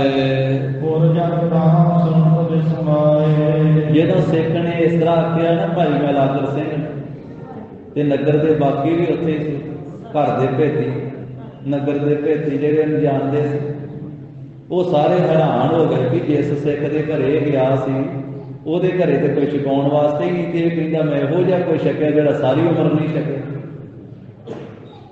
ਉਹ ਸਾਰੇ ਨਗਰ ਵਾਲੇ ਲੋਕ ਸੁਣ ਕੇ ਹੈਰਾਨ ਹੋ ਗਏ। ਉਹ ਬੋਲ ਪਏ, ਕਹਿਣ ਲੱਗੇ ਮਹਾਰਾਜ ਉਸ ਸਿੱਖ ਦੇ ਘਰ ਵਿੱਚ ਤਾਂ ਕੁਝ ਵੀ ਨਹੀਂ ਹੈ ਛਕਾਉਣ ਵਾਸਤੇ, ਤਾਂ ਇਸ ਸਿੰਘ ਨੇ ਕੀ ਛਕ ਲਿਆ ਅਨੋਖੇ ਤਰ੍ਹਾਂ ਦਾ। ਮਹਾਰਾਜ ਉਸ ਘਰ ਦੇ ਵਿੱਚ ਤਾਂ ਫਾਕੇ ਤੇ ਫਾਕਾ ਨੇ, ਫਾਕਾ ਕਹਿੰਦੇ ਭੁੱਖੇ ਰਹਿਣ, ਕਿ ਉਹ ਸਿੱਖ ਤੇ ਆਪ ਮਹਾਰਾਜ ਕਦੀ ਰੋਟੀ ਪੱਕਦੀ ਕਦੀ ਨਹੀਂ ਪੱਕਦੀ, ਕਦੇ ਭੁੱਖਾ ਰਹਿੰਦਾ ਕਦੇ ਪ੍ਰਸ਼ਾਦਾ ਛਕਦਾ, ਤੇ ਇਸ ਸਿੱਖ ਨੂੰ ਉਹਨੇ ਕੀ ਇਸ ਤਰ੍ਹਾਂ ਦਾ ਛਕਾ ਦਿੱਤਾ। ਕਿੱਥੋਂ ਲਿਆ ਕਰਕੇ ਉਸ ਸਿੱਖ ਨੇ ਕੋਈ ਐਸਾ ਪਦਾਰਥ ਸਿੰਘਾਂ ਤੈਨੂੰ ਛਕਾ ਦਿੱਤਾ।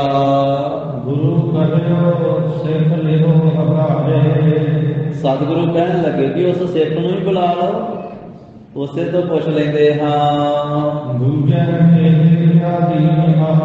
ਉਸ ਸਿੱਖ ਨੂੰ ਹੀ ਪੁੱਛਾਂਗੇ ਵੀ ਕੀ ਇਹੋ ਜਿਹਾ ਪਦਾਰਥ ਕਿਹੜਾ ਭੋਜਨ ਛਕਾਇਆ ਹੈ। ਨਗਰ ਦੇ ਜ਼ਿਮੀਂਦਾਰ ਉੱਠ ਕੇ ਫਿਰ ਉਸ ਸਿੱਖ ਨੂੰ ਘਰੋਂ ਸੱਦ ਕੇ ਲੈ ਕੇ ਆਏ। ਕਲਗੀਧਰ ਪਾਤਸ਼ਾਹ ਨੇ ਪੁੱਛਿਆ ਕਿ ਸਿੱਖਾ ਤੂੰ ਸਾਡੇ ਮੈਲਾਗਰ ਸਿੰਘ ਨੂੰ ਲੈ ਕੇ ਗਿਆ ਸੀ ਆਪਣੇ ਘਰੇ ਤੇ ਕੀ ਇਹੋ ਜਿਹਾ ਪਦਾਰਥ ਛਕਾਇਆ ਹੈ। ਹੱਥ ਜੋੜ ਗਏ ਉਸ ਗਰੀਬ ਸਿੱਖ ਦੇ, ਹੱਥ ਜੋੜ ਕੇ ਨਿਮਰਤਾ ਸਹਿਤ ਬੇਨਤੀ ਕੀਤੀ। ਮਹਾਰਾਜ ਮੈਂ ਗਰੀਬ ਕੀ ਛਕਾਉਣ ਵਾਲਾ ਸਾਂ, ਮੈਂ ਤੇ ਇੱਕ ਕਟੋਰਾ ਪਾਣੀ ਦਾ ਭਰ ਕੇ ਦਿੱਤਾ। ਸੋ ਕੀ ਕਰ ਸਿੱਖ ਉੱਠ ਕਿਤੇ ਆਇਓ। ਮਹਾਰਾਜ ਉਹ ਇੱਕ ਕਟੋਰਾ ਪਾਣੀ ਦਾ ਪੀ ਕਰਕੇ ਤੇ ਆਪ ਜੀ ਦਾ ਸਿੱਖ ਉੱਠ ਕੇ ਮੇਰੇ ਘਰੋਂ ਆ ਗਿਆ ਹੈ। ਉਤੋਂ ਦਾਦੀ ਮੈਂ ਕੁਝ ਪਾਇਆ। ਮਹਾਰਾਜ ਮੇਰੇ ਵੱਸ ਦੀ ਗੱਲ ਨਹੀਂ, ਗਰੀਬੀ ਹੈ ਮੇਰੇ ਘਰ ਵਿੱਚ, ਮੈਂ ਗਰੀਬ ਹਾਂ, ਕੁਝ ਨਹੀਂ ਸੀ ਘਰ ਵਿੱਚ, ਨਹੀਂ ਮੈਂ ਕੁਝ ਛਕਾ ਸਕਿਆ। ਕਰਿਓ ਹੁਕਮ ਸੱਚ ਕਿਉਂ ਨਹੀਂ ਕਹਿ। ਸਤਿਗੁਰੂ ਜੀ ਨੇ ਹੁਕਮ ਕੀਤਾ ਵੀ ਸਿੱਖਾ ਹੋਰ ਕੀ ਛਕਾਇਆ, ਪਾਣੀ ਦਾ ਕਟੋਰਾ ਤੇ ਛਕਾਇਆ ਹੀ ਆ ਤੂੰ, ਪਰ ਸੱਚ ਕਿਉਂ ਨਹੀਂ ਕਹਿੰਦਾ ਹੋਰ ਕੀ ਛਕਾਇਆ ਹੈ। ਤ੍ਰਿਪਤਾਇਓ ਸਿੱਖ ਜਿਨ ਹਿਤ ਚਾਹੈ। ਜਿਵੇਂ ਤੂੰ ਹਿੱਤ ਦੇ ਚਿੱਤ ਦੇ ਹਿੱਤ ਦੇ ਨਾਲ ਬੜੇ ਪ੍ਰੇਮ ਦੇ ਨਾਲ ਚਾਹ ਕੇ ਸਿੱਖ ਨੂੰ ਤੂੰ ਤ੍ਰਿਪਤ ਕੀਤਾ ਹੈ। ਸਿੱਖ ਦੇ ਸਾਥ ਕਰਿਓ ਤਿਸ ਵੇਰੀ। ਤੇ ਉਸ ਵੇਲੇ ਉਸ ਸਿੱਖ ਨੇ ਸੱਚ ਫਿਰ ਆਖਿਆ, ਬੇਨਤੀ ਕੀਤੀ ਹੈ। ਬੁੱਧੀ ਕੋ ਕੜਾ ਪੀਲ ਸੰਕੇਰੀ। ਕਹਿਣ ਲੱਗਾ ਮਹਾਰਾਜ ਘਰ ਵਿੱਚ ਪੀਲੂਆਂ ਦੀਆਂ ਕੋਕੜਾਂ ਸੀ। ਕੋਕੜਾਂ ਤੋਂ ਭਾਵ ਸੁੱਕੇ ਹੋਏ ਪੀਲੂ, ਕਈਆਂ ਦਿਨਾਂ ਦੇ ਤੋੜ ਕੇ ਰੱਖੇ ਹੋਏ ਜਿਹੜੇ ਸੁੱਕੇ ਪਏ ਸੀ। ਮਹਾਰਾਜ ਸੁੱਕੇ ਹੋਏ ਜਿਹੜੇ ਪੀਲੂ ਸੀ ਉਹ ਘਰ ਵਿੱਚ ਪਏ ਸਨ। ਗੁਰੂ ਕਰਿਓ ਸਿੱਖੀ ਧੰਨ ਧੰਨ। ਤੇ ਮਹਾਰਾਜ ਸੁੱਕੇ ਪੀਲੂ ਮੈਂ ਪਾਣੀ ਨਾਲ ਗਿੱਲੇ ਕਰ ਕਰਕੇ ਉਹ ਸੁੱਕੇ ਪੀਲੂ ਛਕਾਏ ਗਰੀਬ ਨਵਾਜ ਆਪ ਜੀ ਦੇ ਸਿੱਖ। ਤੇ ਮਹਾਰਾਜ ਸਾਹਿਬ ਜੀ ਨੇ ਉਸ ਵੇਲੇ ਇਹ ਸੁਣ ਕੇ ਤੇ ਆਖਿਆ, ਸਿੱਖੀ ਧੰਨ ਧੰਨ। ਧੰਨ ਗੁਰੂ ਗੋਬਿੰਦ ਸਿੰਘ ਮਹਾਰਾਜ ਕਹਿਣ ਲੱਗੇ, ਸਿੱਖੀ ਧੰਨ ਧੰਨ, ਸਾਡੇ ਸਿੱਖ ਧੰਨ ਧੰਨ। ਛਕਣ ਵਾਲਾ ਵੀ ਧੰਨ ਤੇ ਛਕਾਉਣ ਵਾਲਾ ਵੀ ਧੰਨ। ਜਿਨਨੇ ਛਕਿਆ ਉਹਨੇ ਕਿਵੇਂ ਸਿੱਖ ਦਾ ਪਰਦਾ ਰੱਖਿਆ, ਕਿੰਨਾ ਪ੍ਰੇਮ ਵਾਲਾ ਸੀ, ਕਿੰਨਾ ਸੰਤੋਖ ਵਾਲਾ ਸੀ ਉਹ ਸਿੱਖ ਜਿਨਨੇ ਛਕਿਆ ਤੇ ਸਿੱਖ ਦਾ ਪਰਦਾ ਕੱਢਿਆ। ਤੇ ਛਕਾਉਣ ਵਾਲੇ ਨੇ ਵੀ ਘਰ ਵਿੱਚ ਕੁਝ ਕਿਸੇ ਕਿੰਨੇ ਪ੍ਰੇਮ ਨਾਲ ਛਕਾਇਆ, ਭਾਵੇਂ ਉਹ ਪੀਲੂ ਹੀ ਸੀ ਸੁੱਕੇ ਹੋਏ, ਭਿਉਂ ਭਿਉਂ ਕੇ ਛਕਾਏ, ਪਰ ਬੜੀ ਭਾਵਨਾ ਨਾਲ ਛਕਾਇਆ, ਪ੍ਰੇਮ ਨਾਲ ਛਕਾਇਆ। ਤੇ ਛਕਣ ਵਾਲੇ ਨੇ ਉਹੀ ਪ੍ਰੇਮ ਨਾਲ ਛਕ ਕਰਕੇ ਤੇ ਅਰਦਾਸਾ ਸੋਧਿਆ ਤੇ ਮਹਾਰਾਜ ਸਾਹਿਬ ਨੂੰ ਬੇਨਤੀ ਕੀਤੀ ਕਿ ਜੋ ਅੱਜ ਛਕਿਆ ਮੈਂ ਸਾਰੀ ਜ਼ਿੰਦਗੀ ਨਹੀਂ ਛਕਿਆ। ਕਿੰਨਾ ਸਬਰ ਸਿੱਖ ਦੇ ਅੰਦਰ, ਕਿੰਨਾ ਸੰਤੋਖ ਸਿੱਖ ਦੇ ਅੰਦਰ। ਤੇ ਦੋਵਾਂ ਦੀ ਇਹ ਘਟਨਾ ਸੁਣ ਕੇ ਮਹਾਰਾਜ ਸਾਹਿਬ ਅੰਤਰਜਾਮੀ ਧੰਨ ਗੁਰੂ ਗੋਬਿੰਦ ਸਿੰਘ ਸੱਚੇ ਪਾਤਸ਼ਾਹ ਨੇ ਆਖਿਆ, ਸਿੱਖੀ ਧੰਨ ਧੰਨ। ਦੇਖ ਭਾਉ ਭਏ ਨਿਸ਼ਾਨ। ਭਾਈ ਮੈਲਾਗਰ ਸਿੰਘ ਦਾ ਪ੍ਰੇਮ ਤੇ ਉਸ ਛਕਾਉਣ ਵਾਲੇ ਸਿੱਖ ਦਾ ਪ੍ਰੇਮ ਵੇਖ ਕਰਕੇ ਕਲਗੀਧਰ ਪਾਤਸ਼ਾਹ ਖੁਸ਼ ਹੋ ਗਏ। ਆਸ ਸਿੱਖ ਦੀ ਪੰਥ ਸਹਾਇ। ਮਹਾਰਾਜ ਕਹਿੰਦੇ ਐਸੇ ਸਿੱਖ ਵੀ ਪੰਥ ਵਿੱਚ ਸੋਭਾ ਪਾਉਣਗੇ ਮੇਰੇ ਸਿੱਖ, ਜਿਨ੍ਹਾਂ ਦੇ ਅੰਦਰ ਇਸ ਤਰ੍ਹਾਂ ਦਾ ਪ੍ਰੇਮ ਹੋਵੇਗਾ, ਜਿਹੜੇ ਇਸ ਤਰ੍ਹਾਂ ਦੇ ਸਤੀ ਤੇ ਸੰਤੋਖੀ ਹੋਣਗੇ। ਐਸੇ ਵੀ ਸਿੱਖ ਸਾਡੇ ਪੰਥ ਦੇ ਵਿੱਚ ਸੋਭਾ ਪਾਉਣਗੇ। ਸਤੀ ਦੇ ਸੰਤੋਖੀ ਖਾਏ। ਤੇ ਸਦੀ ਦੇਣ ਵਾਲਾ ਹੋਵੇਗਾ ਤੇ ਸੰਤੋਖ ਵਾਲਾ ਹੋਵੇਗਾ, ਖਾਣ ਵਾਲਾ ਛਕਣ ਵਾਲਾ ਸੰਤੋਖੀ ਹੋਵੇਗਾ। ਮਹਾਰਾਜ ਕਹਿੰਦੇ ਕਿ ਦੋਸ਼ ਉਸ ਨੂੰ ਲੱਗਦਾ ਹੈ ਜਿਸ ਸਿੱਖ ਦੇ ਪਾਸ ਪਦਾਰਥ ਹੋਵੇ, ਖੁੱਲਾ ਪਦਾਰਥ ਹੋਵੇ ਤੇ ਉਹ ਸਿੱਖ ਨੂੰ ਜੇ ਨਾ ਛਕਾਵੇ ਤਾਂ ਉਸ ਦੇ ਵਿੱਚ ਭਾਈ ਇਹ ਦੁੱਖਣ ਜਾਣੋ, ਇਹ ਦੋਸ਼ ਲੱਗਦਾ ਹੈ ਕਿ ਜੇ ਘਰ ਵਿੱਚ ਸਿੱਖ ਨੂੰ ਸੱਦੇ ਪ੍ਰਸ਼ਾਦਾ ਛਕਾਉਣ ਵਾਸਤੇ ਤੇ ਘਰ ਵਿੱਚ ਪਦਾਰਥ ਸਾਰੇ ਹੋਣ ਤੇ ਫਿਰ ਛਕਾਵੇ ਨਾ, ਹੁੰਦਿਆਂ ਨਾ ਛਕਾਵੇ ਤੇ ਫਿਰ ਦੋਸ਼ ਲੱਗਦਾ ਹੈ। ਤੇ ਜਿਹੜਾ ਸਿੱਖ ਹੋਵੇ ਹੀ ਗਰੀਬ, ਜਿਹਦੇ ਘਰ ਵਿੱਚ ਹੈ ਹੀ ਨਹੀਂ ਹੈ ਕੁਝ ਬਹੁਤਾ, ਤੇ ਛਕਣ ਵਾਲਾ ਉੱਥੇ ਜਾ ਕੇ ਆਖੇ ਵੀ ਮੈਨੂੰ ਚੰਗਾ ਚੋਖਾ ਛਕਾ, ਵਧੀਆ ਪਦਾਰਥ ਛਕਾ, ਗਰੀਬ ਸਿੱਖ ਤੋਂ ਜੇ ਕੋਈ ਚੰਗਾ ਪਦਾਰਥ ਮੰਗੇ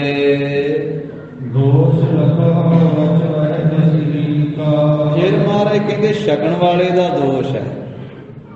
ਜੇ ਗਰੀਬ ਹੈ ਸਿੱਖ, ਉਹਦੇ ਕੋਲੇ ਹੈ ਨਹੀਂ ਕੁਛ ਛਕਾਉਣ ਵਾਸਤੇ ਚੰਗਾ, ਤੇ ਛਕਣ ਵਾਲਾ ਜਿਹੜਾ ਗਿਆ ਘਰੇ ਉਹ ਝਾਕੇ ਵੀ ਮੈਨੂੰ ਕੋਈ ਵਧੀਆ ਚੰਗਾ ਚੋਖਾ ਹੀ ਪਦਾਰਥ ਛਕਾ। ਤੇ ਫਿਰ ਉਹ ਛਕਣ ਵਾਲੇ ਦਾ ਜਿਹੜਾ ਮੰਗ ਕੇ ਛਕਦਾ ਫਿਰ ਉਹਦਾ ਦੋਸ਼ ਹੈ, ਉਹਦੀ ਗਲਤੀ ਹੈ। ਜਾਂ ਤੇ ਭਾਵ ਮੂਲ ਹੀ ਜਾਨ। ਇਸ ਕਰਕੇ ਛਕਣ ਵਾਲੇ ਤੇ ਛਕਾਉਣ ਵਾਲੇ ਦੇ ਵਿੱਚ ਦੋਨਾਂ ਦੇ ਵਿੱਚ ਮਹਾਰਾਜ ਕਹਿੰਦੇ ਮੂਲ ਜਿਹੜਾ ਹੈ ਨਾ, ਮੂਲ ਰੂਪ ਦੇ ਵਿੱਚ ਉਹ ਭਾਵ ਹੈ, ਭਾਵਨਾ ਹੈ ਪ੍ਰੇਮ ਦਾ, ਵੀ ਪ੍ਰੇਮ ਹੈ ਦੋਨਾਂ ਦੇ ਵਿੱਚ ਮੂਲ। ਛਕਾਉਣ ਵਾਲੇ ਦੇ ਅੰਦਰ ਵੀ ਪ੍ਰੇਮ ਹੋਵੇ ਤੇ ਛਕਣ ਵਾਲੇ ਦੇ ਅੰਦਰ ਵੀ ਪ੍ਰੇਮ ਹੋਵੇ। ਜੇ ਛਕਣ ਵਾਲਾ ਗਰੀਬ ਸਿੱਖ ਦੇ ਘਰ ਵਿੱਚ ਜਾਵੇ ਤੇ ਗਰੀਬ ਸਿੱਖ ਜੋ ਛਕਾਵੇ ਉਹ ਛਕ ਲਵੇ, ਜੇ ਧਨਾੜ ਦੇ ਜਾਵੇ ਤੇ ਉੱਥੇ ਜੋ ਉਹ ਛਕਾਵੇ ਉਹ ਛਕ ਲਵੇ। ਵੀ ਛਕਣ ਵਾਲਾ ਮੰਗ ਕੇ ਨਾ ਛਕੇ, ਜਿਸ ਤਰ੍ਹਾਂ ਦਾ ਮਿਲੇ ਉਸ ਤਰ੍ਹਾਂ ਦਾ ਛਕੇ। ਤੇ ਗਰੀਬ ਸਿੱਖ ਨੇ ਤੇ ਜੋ ਦੇ ਘਰ ਵਿੱਚ ਉਹੀ ਛਕਾਉਣਾ। ਜੇ ਅਮੀਰ ਸਿੱਖ ਦੇ ਘਰ ਵਿੱਚ ਸਿੱਖ ਜਾਵੇ ਤੇ ਅਮੀਰ ਜਿਹੜਾ ਸਿੱਖ ਹੈ ਧਨਾੜ ਹੈ ਪਦਾਰਥ ਦੇ ਹੁੰਦਿਆਂ ਫਿਰ ਵੀ ਸੂਨਪਾਈ ਕਰੇ, ਨਾ ਸਿੱਖ ਨੂੰ ਛਕਾਵੇ ਚੰਗਾ ਪਦਾਰਥ, ਫਿਰ ਉਸ ਨੂੰ ਦੋਸ਼ ਲੱਗਦਾ। ਇਸ ਕਰਕੇ ਦੋਨਾਂ ਦੇ ਵਿੱਚ ਮਹਾਰਾਜ ਕਹਿੰਦੇ ਮੂਲ ਰੂਪ ਦੇ ਵਿੱਚ ਪ੍ਰੇਮ ਹੈ।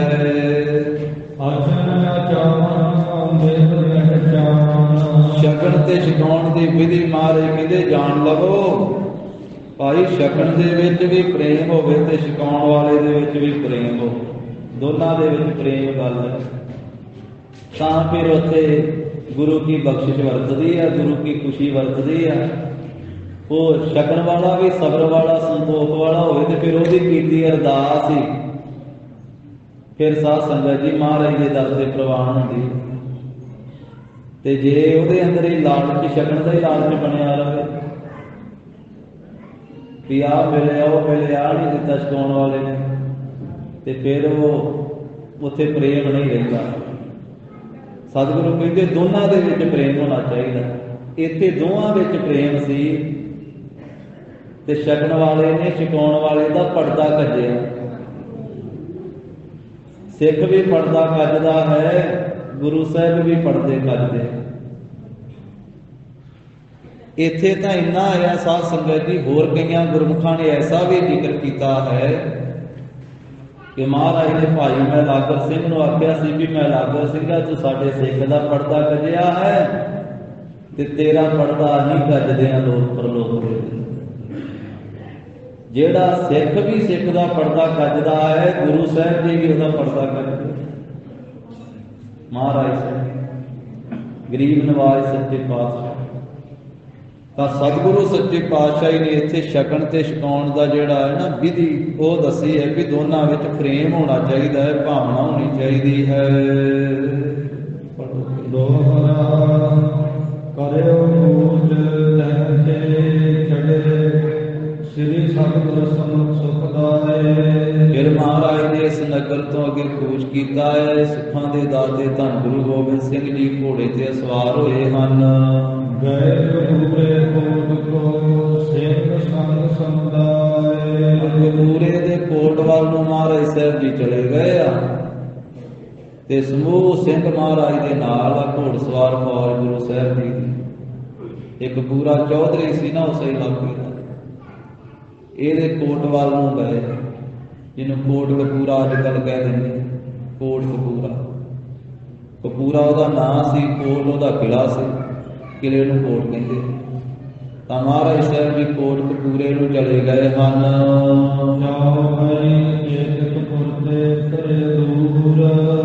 ਤਾਏ ਕਪੂਰੇ ਦੇ ਕੋਟ ਤੋਂ, ਇਹਦੇ ਨਗਰ ਤੋਂ ਕੁਝ ਕੁ ਦੂਰੀ ਤੇ ਸਤਿਗੁਰੂ ਜੀ ਨੇ ਉਤਾਰਾ ਕੀਤਾ ਹੈ। ਜਿੱਥੇ ਸੋਹਣੀ ਸੁੰਦਰ ਥਾਂ ਹੈ, ਸਾਫ ਸੁਥਰੀ, ਉਹ ਵੇਖਣਾ ਕੀਤੀ ਹੈ। ਡੇਰਾ ਕਰ ਲਿਆ, ਘੋੜੇ ਲਾ ਦਿੱਤੇ ਹਨ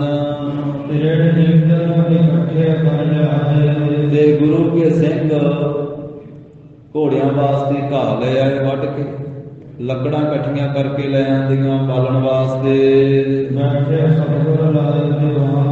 ਕਲਗੀਧਰ ਪਾਤਸ਼ਾਹ ਜੀ ਬੈਠੇ ਅਤੇ ਮਹਾਰਾਜ ਨੇ ਦੀਵਾਨ ਲਾਇਆ ਹੈ। ਕਿੰਨੇ ਹੋਰ ਨਗਰ ਦੇ ਲੋਕ ਆ ਕੇ ਦਰਸ਼ਨ ਕਰਨ ਲੱਗੇ। ਸੰਗਤਾਂ ਜਦੋਂ ਆ ਕੇ ਦਰਸ਼ਨ ਕਰਦੀਆਂ ਧੰਨ ਗੁਰੂ ਗੋਬਿੰਦ ਸਿੰਘ ਮਹਾਰਾਜ ਜੀ ਦੇ, ਤਾਂ ਕਪੂਰੇ ਚੌਧਰੀ ਦੇ ਪਾਸ ਵੀ ਖਬਰ ਚਲੇ ਗਈ ਹੈ। ਮਿਲਵੇ ਕਾਰਨ ਪਿਆਰੀ ਗਈ। ਉਹਨੂੰ ਪਤਾ ਲੱਗ ਗਿਆ ਕਿ ਧੰਨ ਗੁਰੂ ਗੋਬਿੰਦ ਸਿੰਘ ਮਹਾਰਾਜ ਆਏ ਨਗਰ ਦੇ ਬਾਹਰ ਤੇ ਸਤਿਗੁਰੂ ਜੀ ਦੇ ਮਿਲਣ ਵਾਸਤੇ ਉਹਨੇ ਤਿਆਰੀ ਕੀਤੀ ਹੈ। ਘੋੜਾ ਇੱਕ ਸ਼ਿੰਗਾਰ ਬਣਾਇਓ। ਇੱਕ ਘੋੜਾ ਉਹਨੇ ਸ਼ਿੰਗਾਰਿਆ ਹੈ, ਚੰਗੀ ਤਰ੍ਹਾਂ ਬਣਾ ਕੇ ਸਵਾਰ ਕੇ। ਦਬੇ ਵਿੱਚ ਪਾਇ ਲਿਆਇਓ। ਇਹ ਘੋੜਾ ਸ਼ਿੰਗਾਰ ਕੇ ਲਿਆਇਆ ਗੁਰੂ ਸਾਹਿਬ ਜੀ ਨੂੰ ਭੇਟਾ ਦੇਣ ਵਾਸਤੇ। ਇੱਕ ਕਿਨਾਰੇ ਕਰਨ ਦੇ ਸਾਥ। ਕੁਝ ਕੁ ਹੋਰ ਆਪਣੇ ਆਦਮੀ ਨਾਲ ਲੈ ਕਰਕੇ ਪਹੁੰਚੋ ਆਏ ਕੇ ਗੁਰਨਾਥ। ਆ ਪਹੁੰਚਿਆ ਹੈ ਕਪੂਰਾ ਆਪਣੇ ਆਦਮੀਆਂ ਦੇ ਨਾਲ ਤੇ ਧੰਨ ਗੁਰੂ ਗੋਬਿੰਦ ਸਿੰਘ ਮਹਾਰਾਜ ਜੀ ਦੇ ਦੀਦਾਰ ਕੀਤੇ। ਮਤ ਹਰ ਜੰਦ ਵੰਦਨਾ ਕਰੀ। ਮਹਾਰਾਜ ਦੇ ਚਰਨਾਂ ਕਮਲਾਂ ਤੇ ਵੰਦਨਾ ਕੀਤੀ ਹੈ। ਹਾਥ ਮੰਗ ਬੈਠਿਓ ਤਿਸ ਭਰੀ। ਹੱਥ ਜੋੜ ਕਰਕੇ ਨਮਸਕਾਰ ਕਰਕੇ ਉਸ ਘੜੀ ਫਿਰ ਬੈਠਾ ਹੈ। ਕੁਸ਼ਲ ਪ੍ਰਸ਼ਨ ਕਰ ਕਿਰਪਾ ਨਿਧਾਨਾ। ਕਿਰਪਾ ਦੇ ਖਜ਼ਾਨੇ ਸਤਿਗੁਰੂ ਜੀ ਨੇ ਰਾਜੀ ਖੁਸ਼ੀ ਖੁਸ਼ੀ ਇਹ ਸਵਾਲ ਜਵਾਬ ਹੋਏ ਹਨ। ਕਿਰਪਾ ਆਪ ਕੀ ਆਨੰਦ ਮਹਨਾ। ਜਦੋਂ ਰਾਜੀ ਖੁਸ਼ੀ ਖੁਸ਼ੀ ਹੈ ਤੇ ਕਪੂਰਾ ਕਹਿਣ ਲੱਗਾ ਮਹਾਰਾਜ ਆਪ ਜੀ ਦੀ ਕਿਰਪਾ ਦੇ ਨਾਲ ਮਹਾਨ ਹੀ ਆਨੰਦ ਬਣਿਆ ਹੋਇਆ ਹੈ। ਕਹੋ ਕਪੂਰਾ ਅਯੋਧ ਧਰੇ। ਕਪੂਰੇ ਨੇ ਸ਼ਸਤਰ ਧਾਰਨ ਕੀਤੇ ਹੋਏ ਸੀ ਤੇ ਕਲਗੀਧਰ ਪਾਤਸ਼ਾਹ ਕਹਿੰਦੇ ਕਪੂਰਿਆ ਦੱਸ ਇਹ ਹਥਿਆਰ ਧਾਰਨ ਕੀਤੇ ਆ, ਸ਼ਸਤਰ ਧਾਰਨ ਕੀਤੇ ਹਨ। ਧੀਰ ਵੀਰਤਾ ਕੇ ਤਜ ਕਰੇ। ਜਿਹੜੇ ਆਪਣੇ ਸਾਥੀ ਨਾਲ ਲੈ ਕੇ ਆਇਆ ਸੀ ਨਾ ਹਥਿਆਰਬੰਦ, ਉਹਨਾਂ ਨੇ ਸ਼ਸਤਰ ਧਾਰਨ ਕੀਤੇ ਹੋਏ ਸੀ। ਮਾਰੇ ਕਹਿੰਦੇ ਕਪੂਰਿਆ ਇਹ ਜੋ ਸ਼ਸਤਰ ਧਾਰਨ ਕੀਤੇ ਆ ਤੇਰੇ ਸੂਰਵੀਰਾਂ ਦੇ ਵਿੱਚ ਧੀਰਜ ਕਿੰਨੀ ਕੁ ਹੈ? ਕਿੰਨੇ ਹੌਸਲੇ ਵਾਲੇ ਹੈ ਸ਼ਸਤਰਧਾਰੀ ਤੇਰੇ ਸਿਪਾਹੀ, ਇਹਨਾਂ ਦੀ ਧੀਰਜ ਕਿੰਨੀ ਕੁ ਹੈ? ਰਾਮ ਕੀ ਚਾਹੋਂ ਬਮਸਾਲ ਕੇ ਨਹੀਂ। ਮਹਾਰਾਜ ਕਹਿੰਦੇ ਹਥਿਆਰ ਹੀ ਪਾਏ ਹੋਏ ਆ ਕਿ ਜੰਗ ਦਾ ਵੀ ਉਤਸ਼ਾਹ ਹੈ ਇਹਨਾਂ ਦੇ ਵਿੱਚ। ਕਿੰਨਾ ਕੁ ਚੌਂਕ ਹੈ, ਕਿੰਨਾ ਕੁ ਚਾਅ ਹੈ ਜੰਗ ਦਾ, ਕਿੰਨਾ ਕੁ ਉਤਸ਼ਾਹ ਹੈ ਜੰਗ ਦਾ ਹੈ ਇਹਨਾਂ ਦੇ ਵਿੱਚ ਕਿ ਨਹੀਂ ਹੈ? ਬਹੁਤਾ ਹੈ ਕਿ ਜਾਂ ਹੈ ਹੀ ਨਹੀਂ? ਜਿਸ ਦੇ ਵੀਰ ਪਰਮ ਪਦ ਪਾਹੀ। ਜਿਸ ਕਰਕੇ ਸੂਰਬੀਰ ਪਰਮ ਪਦਵੀ ਤੇ ਪਹੁੰਚਦਾ ਹੈ। ਕਹੇ ਕਪੂਰੇ ਸ੍ਰੀ ਗੁਰੂ ਸਾਹਿਬ। ਸਤਿਗੁਰਾਂ ਦਾ ਬਚਨ ਸੁਣ ਕੇ ਕਪੂਰੇ ਨੇ ਫਿਰ ਸਤਿਗੁਰੂ ਜੀ ਦੇ ਨਾਲ ਬੇਨਤੀ ਸਾਂਝੀ ਕੀਤੀ। ਇਹੋ ਜਗਨਾਥ ਸਾਥ ਕੇ ਹਾਥ। ਮਹਾਰਾਜ ਇਹ ਸਭ ਕੁਝ ਮਾਲਕ ਜੀ ਆਪ ਜੀ ਦੇ ਹੱਥ ਵਿੱਚ ਹੈ। ਧੀਰ ਵੀਰ ਕੋ ਧੀਰ ਬਣਾਓ। ਇੱਥੇ ਭਾਵਨਾ ਨਾਲ ਬੇਨਤੀ ਕਰ ਰਿਹਾ ਹੈ ਕਪੂਰਾ ਚੌਧਰੀ। ਕਹਿੰਦਾ ਮਹਾਰਾਜ ਆਪ ਜੀ ਦੇ ਹੱਥ ਵਿੱਚ ਹੈ ਸਭ ਕੁਝ, ਤੇ ਆਪ ਧੀਰਜ ਧਾਰੀ ਸੂਰਬੀਰ ਨੂੰ ਤੁਸੀਂ ਹੀ ਬਣਾਉਂਦੇ ਹੋ। ਤੇ ਜਿਹੜਾ ਧੀਰਜ ਧਾਰੀ ਸੂਰਬੀਰ ਹੈ, ਭੀਰ ਨਾਮ ਹੈ ਕਾਇਰ ਦਾ, ਧੀਰਜ ਧਾਰੀ ਨੂੰ ਤੁਸੀਂ ਚਾਹੋ ਤੇ ਮਹਾਰਾਜ ਕਾਇਰ ਵੀ ਬਣਾ ਦਿੰਦੇ ਹੋ। ਧੀਰਨ ਤੇ ਬਹੁਤ ਚੁੱਕ ਚਾਹੋ। ਮਹਾਰਾਜ ਆਪ ਜੀ ਦੇ ਹੱਥ ਵਿੱਚ ਹੈ ਸਾਰਾ ਕੁਝ। ਜੇ ਆਪ ਜੀ ਚਾਹੋ ਤੇ ਕਾਇਰਾਂ ਤੋਂ ਵੀ ਯੁੱਧ ਕਰਵਾ ਦਿੰਦੇ। ਕਾਇਰਾਂ ਨੂੰ ਵੀ ਮਹਾਰਾਜ ਤੁਸੀਂ ਸੂਰਬੀਰ ਬਣਾ ਕੇ ਤੇ ਉਹਨਾਂ ਤੋਂ ਵੀ ਯੁੱਧ ਕਰਵਾ ਦਿੰਦੇ ਹੋ। ਸਭ ਕੁਝ ਆਪ ਜੀ ਦੇ ਹੱਥ ਵਿੱਚ ਹੈ। ਭਲਾ ਕਪੂਰੇ ਭਲਾ ਕਪੂਰੇ। ਜਦੋਂ ਇਸ ਤਰ੍ਹਾਂ ਇਹਨੇ ਭਾਵਨਾ ਨਾਲ ਬੇਨਤੀ ਕੀਤੀ ਤੇ ਫਿਰ ਕਲਗੀਧਰ ਪਾਤਸ਼ਾਹ ਕਹਿੰਦੇ ਭਲਾ ਕਪੂਰੇ ਭਲਾ ਕਪੂਰੇ। ਇਹ ਕਪੂਰੇ ਚੌਧਰੀ ਭਲਾ ਹੈ, ਭਲਾ ਹੈ, ਚੰਗਾ ਹੈ। ਬੋਲੇ ਪਾਤਸ਼ਾਹ ਕਪੂਰੇ। ਇਸ ਤਰ੍ਹਾਂ ਪੂਰੇ ਪਾਤਸ਼ਾਹ ਪੂਰੇ ਸਤਿਗੁਰੂ ਧੰਨ ਗੁਰੂ ਗੋਬਿੰਦ ਸਿੰਘ ਸਾਹਿਬ ਜੀ ਬੋਲੇ। ਮਹਾਰਾਜ ਕਹਿੰਦੇ ਵੀ ਹਥਿਆਰ ਰੱਖੇ ਤੇ ਬਾਹਰ ਕਾਹਦਾ ਸ਼ਿਕਾਰ ਕਰਦੇ ਹੋ? ਕਿਹੜੇ ਪਾਸੇ ਬਹੁਤਾ ਫਿਰਦੇ ਹੋ ਤੇ ਕਿਹੜੀ ਤਰਫ ਜਾ ਕਰਕੇ ਕਿਸ ਤਰ੍ਹਾਂ ਦਾ ਸ਼ਿਕਾਰ ਕਰਦੇ ਹੋ? ਇਸ ਤਰ੍ਹਾਂ ਦੇ ਸਵਾਲ ਗੁਰੂ ਕਲਗੀਧਰ ਪਾਤਸ਼ਾਹ ਜੀ ਨੇ ਕੀਤੇ। ਇੱਥੇ ਸਾਧ ਸੰਗਤ ਜੀ ਕਪੂਰੇ ਨੇ ਬੜੀ ਭਾਵਨਾ ਦੇ ਨਾਲ ਮਹਾਰਾਜ ਸਾਹਿਬ ਜੀ ਦੇ ਬਚਨਾਂ ਦੇ ਇਹ ਨਿਮਰਤਾ ਪੂਰਵਕ ਉੱਤਰ ਦਿੱਤੇ ਕਿ ਮਹਾਰਾਜ ਤੁਸੀਂ ਸੂਰਬੀਰਾਂ ਨੂੰ ਕਾਇਰ ਵੀ ਬਣਾ ਸਕਦੇ ਹੋ ਤੇ ਕਾਇਰਾਂ ਤੋਂ ਯੁੱਧ ਵੀ ਕਰਵਾ ਸਕਦੇ ਹੋ। ਸਭ ਕੁਝ ਆਪ ਜੀ ਦੇ ਹੱਥ ਵੱਸ ਹੈ। ਆਪਾਂ ਧੰਨ ਗੁਰੂ ਨਾਨਕ ਦੇਵ ਸਾਹਿਬ ਸੱਚੇ ਪਾਤਸ਼ਾਹ ਜੀ ਦੀ ਅੰਮ੍ਰਿਤ ਬਾਣੀ ਦੀ ਜਪਜੀ ਸਾਹਿਬ ਜੀ ਜਦੋਂ 33ਵੀਂ ਪੌੜੀ ਪੜ੍ਹਦੇ ਹਨ ਸਾਧ ਸੰਗਤ, ਉਸ ਵਿੱਚ ਮਹਾਰਾਜ ਨੇ ਆਖਿਆ ਕਿ ਸਾਰਾ ਜ਼ੋਰ ਹੀ ਵਾਹਿਗੁਰੂ ਜੀ ਦੇ ਹੱਥ ਵਿੱਚ ਹੈ। ਜੇ ਕਿਸੇ ਹੋਰ ਮਨੁੱਖ ਦੇ ਹੱਥ ਵਿੱਚ ਕੁਝ ਹੈ ਤੇ ਮਹਾਰਾਜ ਕਹਿੰਦੇ ਕਰਕੇ ਵੇਖ ਲਓ। ਉੱਥੇ ਸਤਿਗੁਰੂ ਜੀ ਨੇ ਆਖਿਆ ਵੀ ਹੰਕਾਰ ਛੱਡ ਕੇ ਬੰਦਿਆ, ਜਿਸ ਮਾਲਕ ਅੱਗੇ ਜ਼ੋਰ ਨਹੀਂ ਚੱਲ ਸਕਦਾ, ਆਪਣੀ ਤਾਕਤ ਨਹੀਂ ਚੱਲ ਸਕਦੀ, ਉਹਦੇ ਅੱਗੇ ਅਰਦਾਸ ਕਰਿਆ ਕਰ।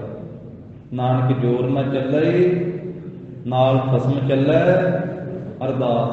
ਤੇ ਜਪਜੀ ਸਾਹਿਬ ਦਾ ਪਾਠ ਤੇ ਅੰਮ੍ਰਿਤ ਵੇਲੇ ਦੇ ਨਿਤਨੇਮ ਚ ਲਗਭਗ ਸਾਰੀਆਂ ਹੀ ਸੰਗਤਾਂ ਕਰਦੀਆਂ, ਤੇ ਜਿਹੜੇ ਗੁਰਮੁਖ ਮਾਈ ਭਾਈ ਨਹੀਂ ਕਰਦੇ ਉਹਨਾਂ ਨੂੰ ਵੀ ਕਰਨਾ ਚਾਹੀਦਾ। 33ਵੀਂ ਪੌੜੀ ਚ ਧੰਨ ਗੁਰੂ ਨਾਨਕ ਸਾਹਿਬ ਮਹਾਰਾਜ ਕਹਿੰਦੇ ਆਖਣ ਜ਼ੋਰ ਚੁੱਪੈ ਨਹਿ ਜੋਰ। ਨਾ ਕਿਸੇ ਦੇ ਬੋਲਣ ਚ ਜ਼ੋਰ ਹੈ ਤੇ ਨਾ ਚੁੱਪ ਰਹਿਣ ਚ ਜ਼ੋਰ ਹੈ। ਆਪਣਾ ਜ਼ੋਰ ਨਾ ਮੰਗਣ ਦੇਣ ਨਾ ਜ਼ੋਰ, ਨਾ ਮੰਗਣ ਚ ਕੁਝ ਜ਼ੋਰ ਹੈ ਆਪਣਾ ਤੇ ਨਾ ਦੇਣ ਚ ਕੁਝ ਜ਼ੋਰ ਹੈ। ਅਸੀਂ ਆਪਣੇ ਜ਼ੋਰ ਨਾਲ ਕਿਸੇ ਨੂੰ ਕੋਈ ਦੇ ਸਕਦੇ ਹਾਂ ਜਾਂ ਕੋਈ ਜ਼ੋਰ ਨਾਲ ਕੁਝ ਮੰਗ ਕੇ ਲੈ ਸਕਦੇ? ਮਹਾਰਾਜ ਕਹਿੰਦੇ ਕੋਈ ਜ਼ੋਰ ਨਹੀਂ। ਅੱਗੇ ਬਚਨ ਮਹਾਰਾਜ ਨੇ ਆਖਿਆ ਨਾ ਜੀਵਨ ਵਿੱਚ ਹੀ ਜ਼ੋਰ ਹੈ ਤੇ ਨਾ ਮਰਨ ਵਿੱਚ ਹੀ ਜ਼ੋਰ ਹੈ। ਜ਼ੋਰ ਨਾ ਜੀਵਨ, ਮਰਨ ਨਾ ਹੈ ਜ਼ੋਰ। ਇਦੋਂ ਅੱਗੇ ਆਖਿਆ ਵੀ ਆਪਣੇ ਜ਼ੋਰ ਨਾਲ ਰਾਜ ਭਾਗ ਵੀ ਨਹੀਂ ਮਿਲਦਾ। ਚਾਰਾ ਤੇ ਸਾਰੇ ਕਰਦੇ ਵੀ ਮੈਂ ਰਾਜਾ ਬਣ ਜਾਵਾਂ। ਜ਼ੋਰ ਨਾ ਰਾਜ ਮਾਲ ਮਨ ਸੋਰ। ਇਦੋਂ ਅੱਗੇ ਕਹਿੰਦੇ ਆਪਣੇ ਜ਼ੋਰ ਦੇ ਨਾਲ ਸੁਰਤੀ ਵੀ ਨਹੀਂ ਸ਼ਬਦ ਵਿੱਚ ਜੁੜਦੀ। ਗਿਆਨ ਦੀ ਵਿਚਾਰ ਵੀ ਜ਼ੋਰ ਨਾਲ ਨਹੀਂ ਕੋਈ ਕਰ ਸਕਦਾ। ਜ਼ੋਰ ਨਾ ਸੁਰਤੀ ਗਿਆਨ ਵਿਚਾਰ, ਤੇ ਜ਼ੋਰ ਨਾਲ ਕੋਈ ਜੁਗਤੀਆਂ ਨਾਲ ਛੁੱਟ ਵੀ ਨਹੀਂ ਸਕਦਾ। ਜ਼ੋਰ ਨਾ ਜੁਗਤੀ ਛੁੱਟੈ ਸੰਸਾਰ, ਜਿਸ ਹੱਥ ਜ਼ੋਰ ਕਰ ਵੇਖੈ ਸੋਏ, ਨਾਨਕ ਉੱਤਮ ਨੀਚ ਨਾ ਹੋਏ। ਜਿਸ ਵਾਹਿਗੁਰੂ ਦੇ ਹੱਥ ਵਿੱਚ ਜ਼ੋਰ ਹੈ ਨਾ, ਉਹੀ ਸਭ ਕੁਝ ਕਰਕੇ ਵੇਖ ਰਿਹਾ ਹੈ। ਉਸ ਕਰਤਾਰ ਦੇ ਹੱਥ ਵਿੱਚ ਹੀ ਸਾਰੇ ਸੰਸਾਰ ਦੀ ਤਾਰ ਹੈ। ਹੋਈਆਂ ਭੁੱਲਾਂ ਚੁੱਕਾਂ ਦੀ ਸਤਿਗੁਰੂ ਜੀ ਗੁਰ ਸੰਗਤ ਜੀ ਖਿਮਾ ਦੇਣੀ। ਦੇਹੋ ਸੱਜਣਿਆ ਸੀਸ ਅੜੀਆਂ, ਜਿਉ ਹੋਵੇ ਸਾਹਿਬ ਸਿਉ ਮੇਲ। ਹੇ ਗੋਬਿੰਦ ਹੇ ਗੋਪਾਲ ਹੇ ਦਇਆਲ ਲਾਲ, ਪ੍ਰਾਨਨਾਥ ਅਨਾਥ ਸਕੇ ਦੀਨ ਦਰਦ ਨਿਵਾਰ। ਹੇ ਸਮਰੱਥ ਅਗਮ ਪੂਰਨ ਮੋਹਿ ਮਰਿਆ ਧਾਰ। ਅੰਧਕੂਪ ਮਹਾ ਭਿਆਨ ਨਾਨਕ ਪਾਰੇ ਉਤਾਰ। ਆਏ ਪ੍ਰਭ ਸਰਨਾਗਤੀ ਕਿਰਪਾ ਨਿਧ ਦਇਆਲ। ਏਕ ਅੱਖਰ ਹਰ ਮਨ ਬਸਤ ਨਾਨਕ ਹੋਤ ਨਿਹਾਲ। ਕਥਾ ਨਿਧਾ ਪ੍ਰਤ ਹੋਤ ਹੈ ਸੁਨੋ ਸਿੰਘ ਸੁਜਾਨ। ਨਾਨਕ ਗੁਰ ਗੋਬਿੰਦ ਸਿੰਘ ਜੀ ਸਦਾ ਕਰੇ ਨਾਨਕ ਗੁਰ ਗੋਬਿੰਦ ਸਿੰਘ ਜੀ ਸਦਾ ਕਰੇ ਕਲਿਆਣ। ਵਾਹਿਗੁਰੂ ਜੀ ਕਾ ਖਾਲਸਾ ਵਾਹਿਗੁਰੂ ਜੀ ਕੀ ਫਤਿਹ। ਸਤਿ ਸ੍ਰੀ ਅਕਾਲ।